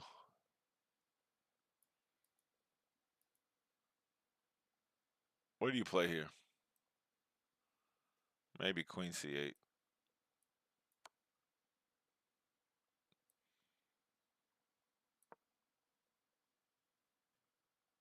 Oof. Yeah, and then check and takes Queen.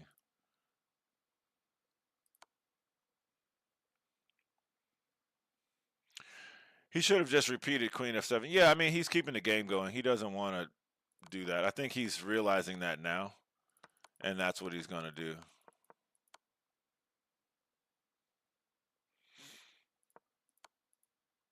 Yeah, I mean it's just a draw, and I say that you know not saying that it's just a draw. The point is that king here, you go to F3 and you lose your queen if the king is here.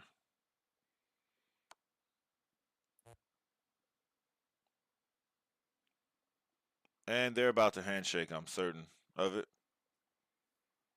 Look at him. He looking at his opponent like Black looked up like, you ready to shake?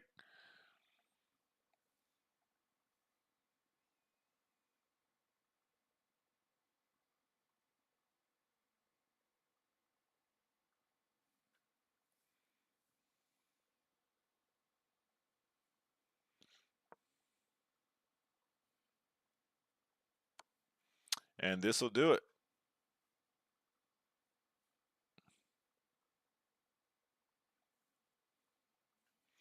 This will do it. This will bring us to our conclusion at right about the 4 hour mark for this game. Someone will blunder? No. Nobody's blundering here. There is no way to blunder. The only person who can blunder this is Hakeem.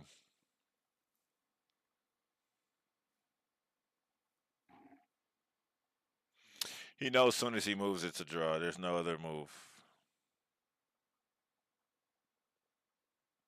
I mean, he could try King F3, which he does, and hope that again, and hope that the opponent tries to take on G's on H2, but he's not going to do that. He's going to play check again, and that should be the third one, I think.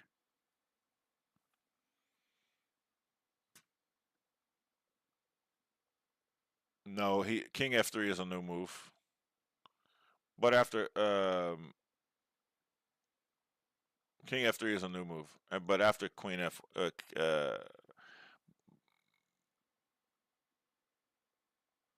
I think you just play Queen F1 anyway. Hey, Doggo, thanks for the follow.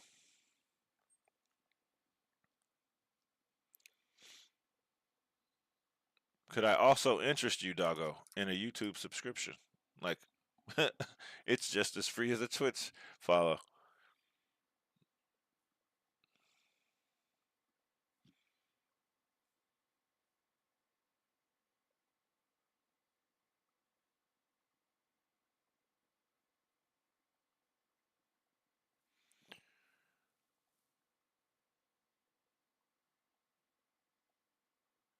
Maybe. Cool. That's good enough. I'll take it. I'll take it.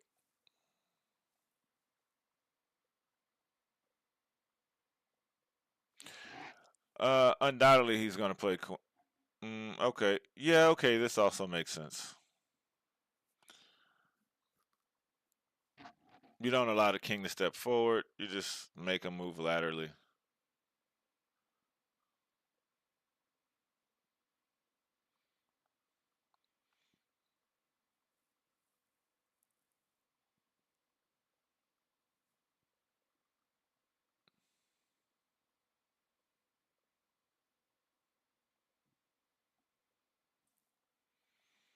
Are we not getting moves?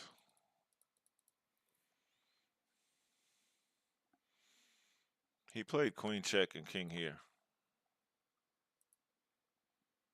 I don't know if we're getting moves.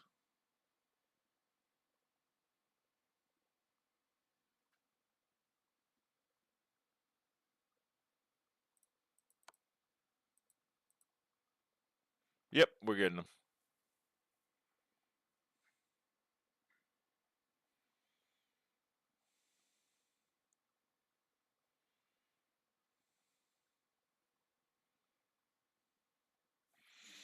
Queen G1.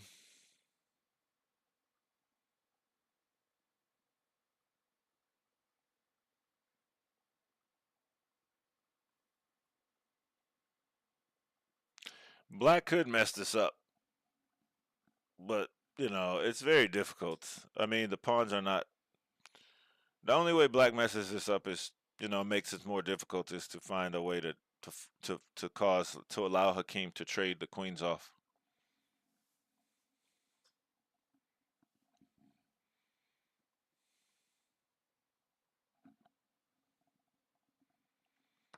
Okay, he took this pawn. That's scary.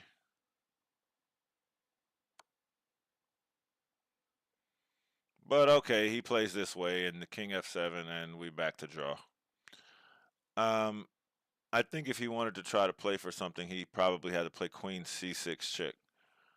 C6 looks a bit more corralling. And then maybe you can get a check here or here and defend this pawn and try to get your king further up or something. I don't know. I'm curious as to what the computer thought here. Queen c6, yeah, it says queen c6 is a little better. But let me not mess with this board because they're making moves.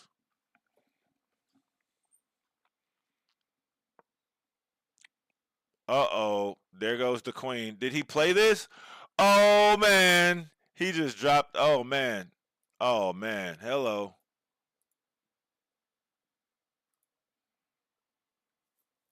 You know Hakeem's about to play g5. There it is. My guy went out here and jumped off the deep end. You can't play this move because you get hit with check and losing the queen. If you go here, you get hit with checkmate.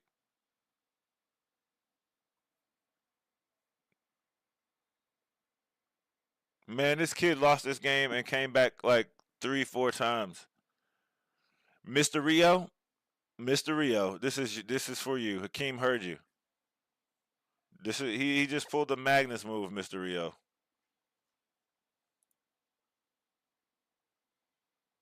You said he would. He's done it. That's all you.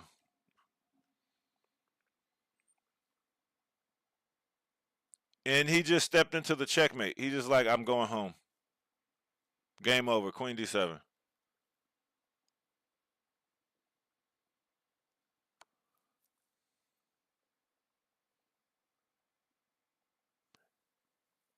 Anybody can be blind. Yeah. Yeah, but I mean, like, how do you, bro, bro, how do you step there though? How do you step there though? You get checked. Like, how do you step to any one of these squares? Like, all you got to do is chill, bro. All you got to do is chill. It's still bad because he let this happen. Like, how do you let this happen? Why would you take this pawn when you just have a perfectly good move and check and take this pawn? Like, this is the dangerous one, not this one. You had, like, how? Time had to be really low. Yeah. Yeah, I agree. CF Mobilas. It's magic. I concur. It's magic. Hey, you can't win them all. You can't be perfect. You can't. I mean, you learn, you live and learn. Um, I agree. This must have been a very long time. We should get a call from Hakeem here. Great, never gave up. Yep, let's change that score then. We're going to have to update that score. Right there. Done. Deal. Yeah, that's heartbreaking, Easy E. I mean, that very much is kind of heartbreaking. Like, what a terrible way to lose that game. I know. Like, he came back so many times, this guy.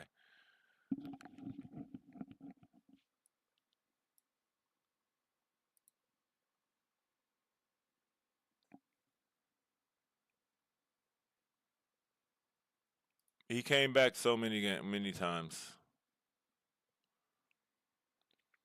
All right, I expect that Hakeem will be back to his phone here shortly. Going to report the results. Hypnotic devils things in chess. Yeah, like Mikhail Tal accusations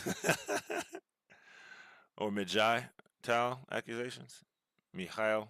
I don't know. I don't know who Mijai Tal is, but I'm gonna think you're saying Misha Tal. Uh, a three-finger world championship. Mikhail. Yeah, I agree. Mikhail Tal. Hakeem celebrating. Oh, I didn't even see him celebrate. Let me get him on camera. He's probably about to call me. Yeah, he's about to call me now. So we'll get our post game interview right quick. We'll make it quick. All right, here we go. Let me set your volume, Hakeem. Go ahead and say something. Mic check, mic check. Keep talking. Mic check, mic check, mic All check. right, you're 1 2 good. 1 2. Let's go. Oh my god. Yeah, I That was don't, bro. He walked right into that. Was hilarious. Why did he take your H pawn? I don't know. He could have checked you and tried to take the G pawn. I was, That was it a doesn't dead matter draw. though. He grabbed that H pawn and then you got the Magnus working that boy. Wait, but oh yeah. Yeah. Yeah, just queen back to Yeah. G1, and it's a forced repetition, or you lose the G pawn, and then none of those tactics you played to win the game exist because the G pawn dies, and then it's really a draw. You played again. You played pretty good. You played well. It was a couple Nah. of shaky moments, but that was a hard end game, man. Like queen and knight against in just an open position. I mean, it's hard. There's so many choices. You have to like. Okay, so what the audience want to know? We can't see your time. Um, we can't see it Oh, on the camera. We can see the clock, but we can't actually see your time. So, how much time did you have about like when that queen and knight ending happened? Like, what time did y'all finish with?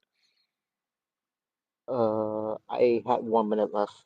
I had about 1 minute left. I'm surviving every move that I can make. You're on increment, and what is he?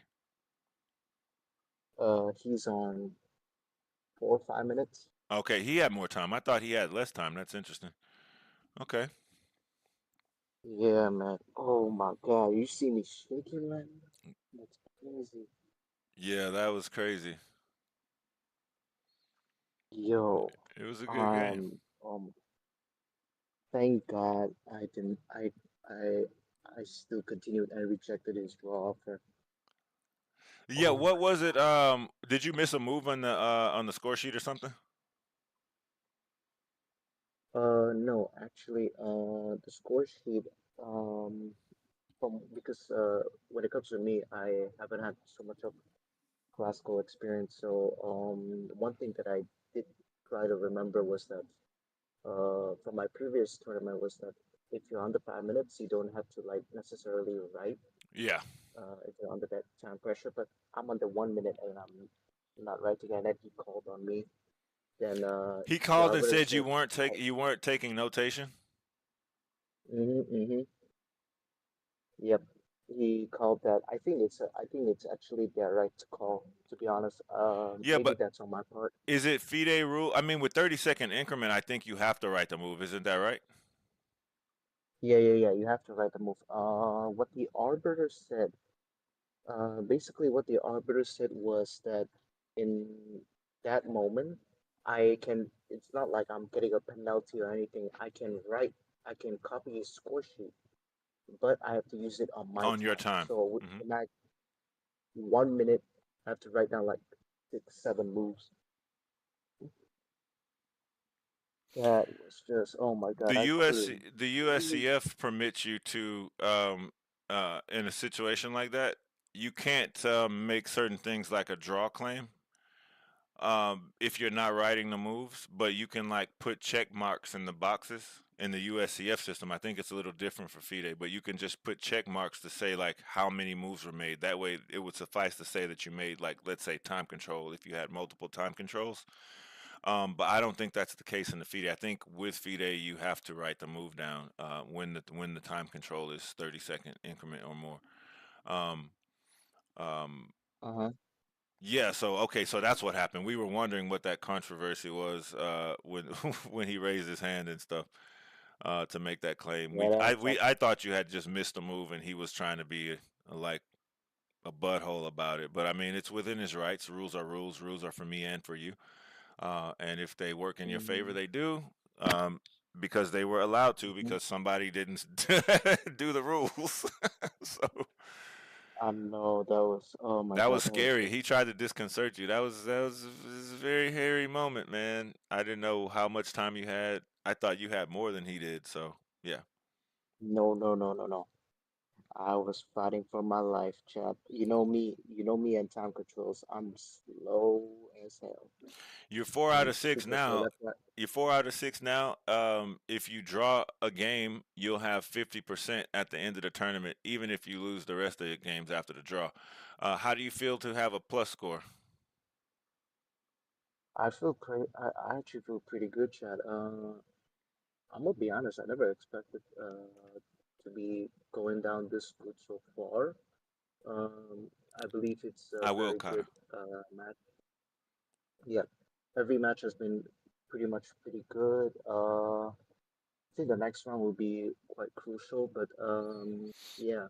I mean, anything, like I said, this tournament's about me getting over to 2000 days, so whatever I can do to just, bump that rating a little bit more, just squeeze a little bit every now and then, it would be good because my opponent here is 1800. And the funny thing about this was that um, all my prep in this game went out of the window.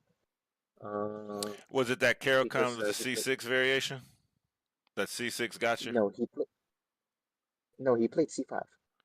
Knight Oh F6 no, I C5. was looking at the top game. That's right. Yeah, I'm remembering the top game, pose game when his opponent played this Yeah, C6 Gruenfeld type Caricon looking thing. But yeah, my bad. I was mixing those up. yeah, Kata yeah. from your stream, you know Kata there. Kata there says Oh, hello. He gives his he says he oh, wants. Kara, Yeah, Kara, it's been a long time. Hey, I appreciate you stopping by the stream, man. This was yeah. a If you crucial guys have any moment. questions for Hakeem before we go, because it's late for me, I have to work in the morning, so we're not gonna Yeah. do a long interview today. But if you guys have any questions, go ahead and type them in the chat right now. I'll give you 2 minutes while we continue to talk, and then I'll ask three of your questions, um, if any. Mm-hmm, But yeah, so yeah, you're on a plus score. You'll probably play mm-hmm. somebody over 2,000 tomorrow. Um, Oh, you mean in a 2 hours from now? 2 hours from now, yeah. Well, it's tomorrow for me. Oh, actually, it's today for me now. So it's not, it's now today, Mm-hmm. like for me now. So that stream, I'm gonna set that up actually. What? Yeah, and I will get up and turn on the camera and do it. Actually, let's Was there any problem on the DGT? No, it there was, but it seemed like it fixed itself. Like before, it wouldn't fix itself, but on a maybe 2 or 3 times it kind of went off, and I was still having my sideboard. I do that anyway, just in case. Um, so it did go off, but it came right back for the most part. So like I used my board for a little while, and then the DGT board was back. Yeah, yeah. I think okay. So if DGT is good, then I believe everything should go well because I'm looking at some text responses. I'm seeing that, yeah, I'm seeing that Leeches, somebody was looking at my game on Leeches and then everything, I think went smoothly over there. I think the board capture was fine, so I assume chess.com will also be fine. Yeah, I think But everything yeah, is the kinks are worked out. yeah. But I think overall in this game, I'm very happy that I got an advantage. That's very happy. I'm very happy on my side. But the issue is I couldn't convert that in less than a in, in a lot less than that. But that was crazy, man, because there was a lot of different moves that I could have juggled through. I'm not exactly sure what was the right continuation. At what point?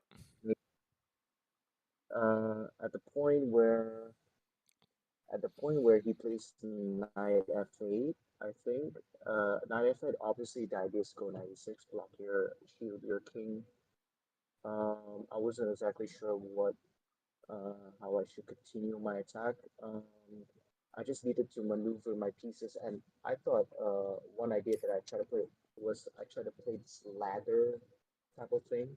Yeah, I saw There this. was a Yeah, ladder type of thing. Yeah, yeah, yeah. I and that was tried it, but correct. it doesn't do anything. Oh, really? Because actually, I took a risk there. I played Queen C4. I played Queen C4. Now, if he looked at it more closely, he could have played Queen to F7. Because now, if you take, if Rook traded off all of them, he can take my Queen for free. If it was on B3, it's protected by the knight, so no issues there. So yeah, I think he could have done that. I'm not exactly sure what is the best option, but yeah, it was just nuts. It was just freaking nuts, man. And I'm not the only game that's still going. There's still one more game. It's a top board right now. That's That game is freaking still nuts. going. I thought that would have ended. Nope, the players are still playing. That's freaking nuts, bro. Oh my god. Yeah, that's about it for me for today, man. That's crazy. Yeah, There is no I queen. hope. There is no queen f7 in that position you're talking about uh, because of rook I'm, takes I'm e7. No, no, no. When the queen was on c4.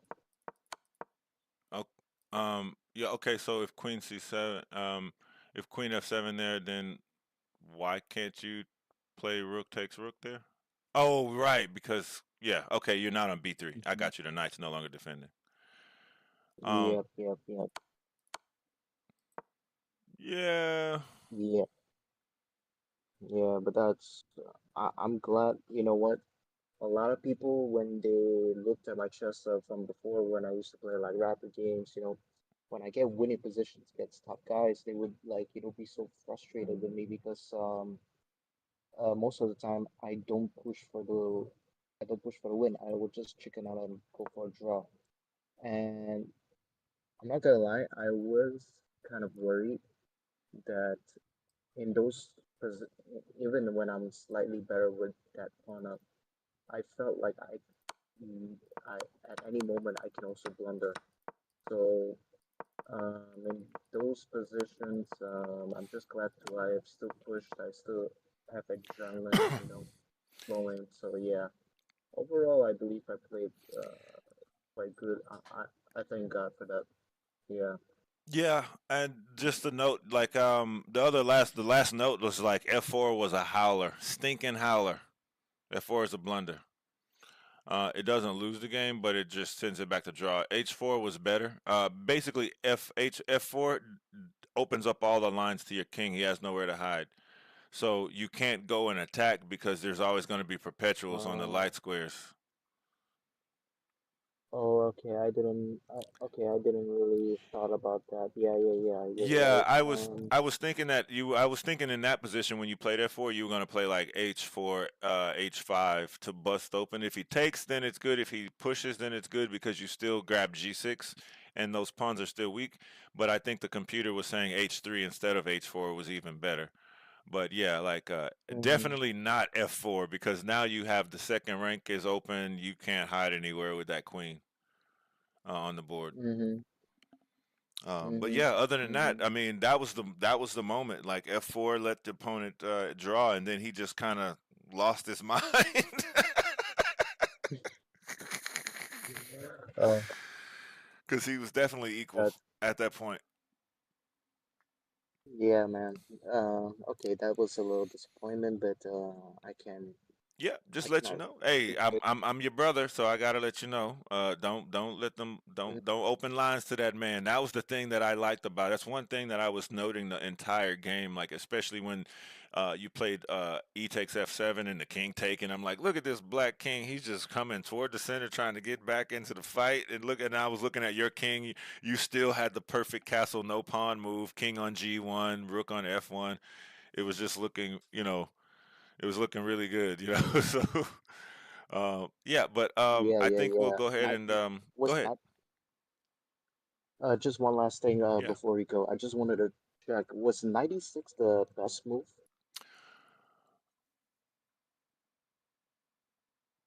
Let me go back. Um, I don't remember. I do remember 96. I think it may have been something else. Let me go back to the other board because this board sucks. It's always jacked up. Let me look at the actual. Let me move this stuff so I can see the computer and the dang on thing. Knight e6 for white was played on move 22. So bishop d7. Oh yeah, 96, the check. Yeah, I remember after you played. Yeah, that was the top line. Yeah, I remember what you're talking about now. 90, Wow. the check. Okay. Yeah, we were looking at. I was looking at Thank that God. before you played it, and it was like, yeah. And then he made it worse with like something. Yeah, bishop. So yeah, it was around this time, like the bishop d7, like this whole thing. He just started making like really bad moves around that time. But yeah, He had 96 is the he way. had queen d7 there. Uh, what do you mean? Oh, Instead of instead bishop of bishop d7, he could have d7. gone. Yeah, yeah. Uh, in fact, the computer in that position gives queen. It doesn't even try to defend it. It's just like whatever. Like play queen b6, queen That's d6. freaking nuts. It doesn't even care about the bishop. It's like there are bigger problems to deal with. Um, Like, and That besides, you want is. that knight. You would love for him to take that knight. The whole reason between Queen B6 and Queen D6 is so that you can cover on the six rank laterally. I'm pretty Mm-hmm, sure after that takes. mm-hmm. Abdullah Mulazim says, "Congrats, Hakeem." Thank you, thank you. Much Um, appreciated. but All right, yes, yeah. So all right, Queen D6 guys. takes, and Uh, yeah, we'll get it. yeah. All I'll right. go ahead and set up the stream as soon as you can. Yeah, Well, we'll talk off the yeah. stream I'm gonna get. right Yeah, quick. yeah, yeah. I appreciate everybody, guys. So yeah, I appreciate Planet for covering. So I'm gonna let Planet get some rest, and then we'll put this next round on an automatic mode. So yeah, we'll catch you guys later. Peace. Take care. Peace. I'm gonna end the stream and we can continue talking for a second. I'm gonna get on my phone and get ready for bed, but we'll continue talking. All right. All right, peace. YouTube.com/Planet Chess Club, Twitch.tv/Hakeem_live, Twitch.tv/Planet Chess Club. Thank you all so very much for hanging with us today, following Hakeem's progress, looking at some of the other games with us. We appreciate your presence as always. Please seek to do something kind for somebody else, even if that somebody else is your other self. And yeah, we'll see you here again. I won't see you. Hakeem will be here. He won't see you either, but you can support him at 2 a.m. Eastern Time. Um, yeah, and we'll be back from round 7 here at about 2 a.m. this morning, 2 a.m. Eastern Standard Time. Take care, everybody. Have a good morning, good night, good evening. And remember, well wishes, do something kind. Peace.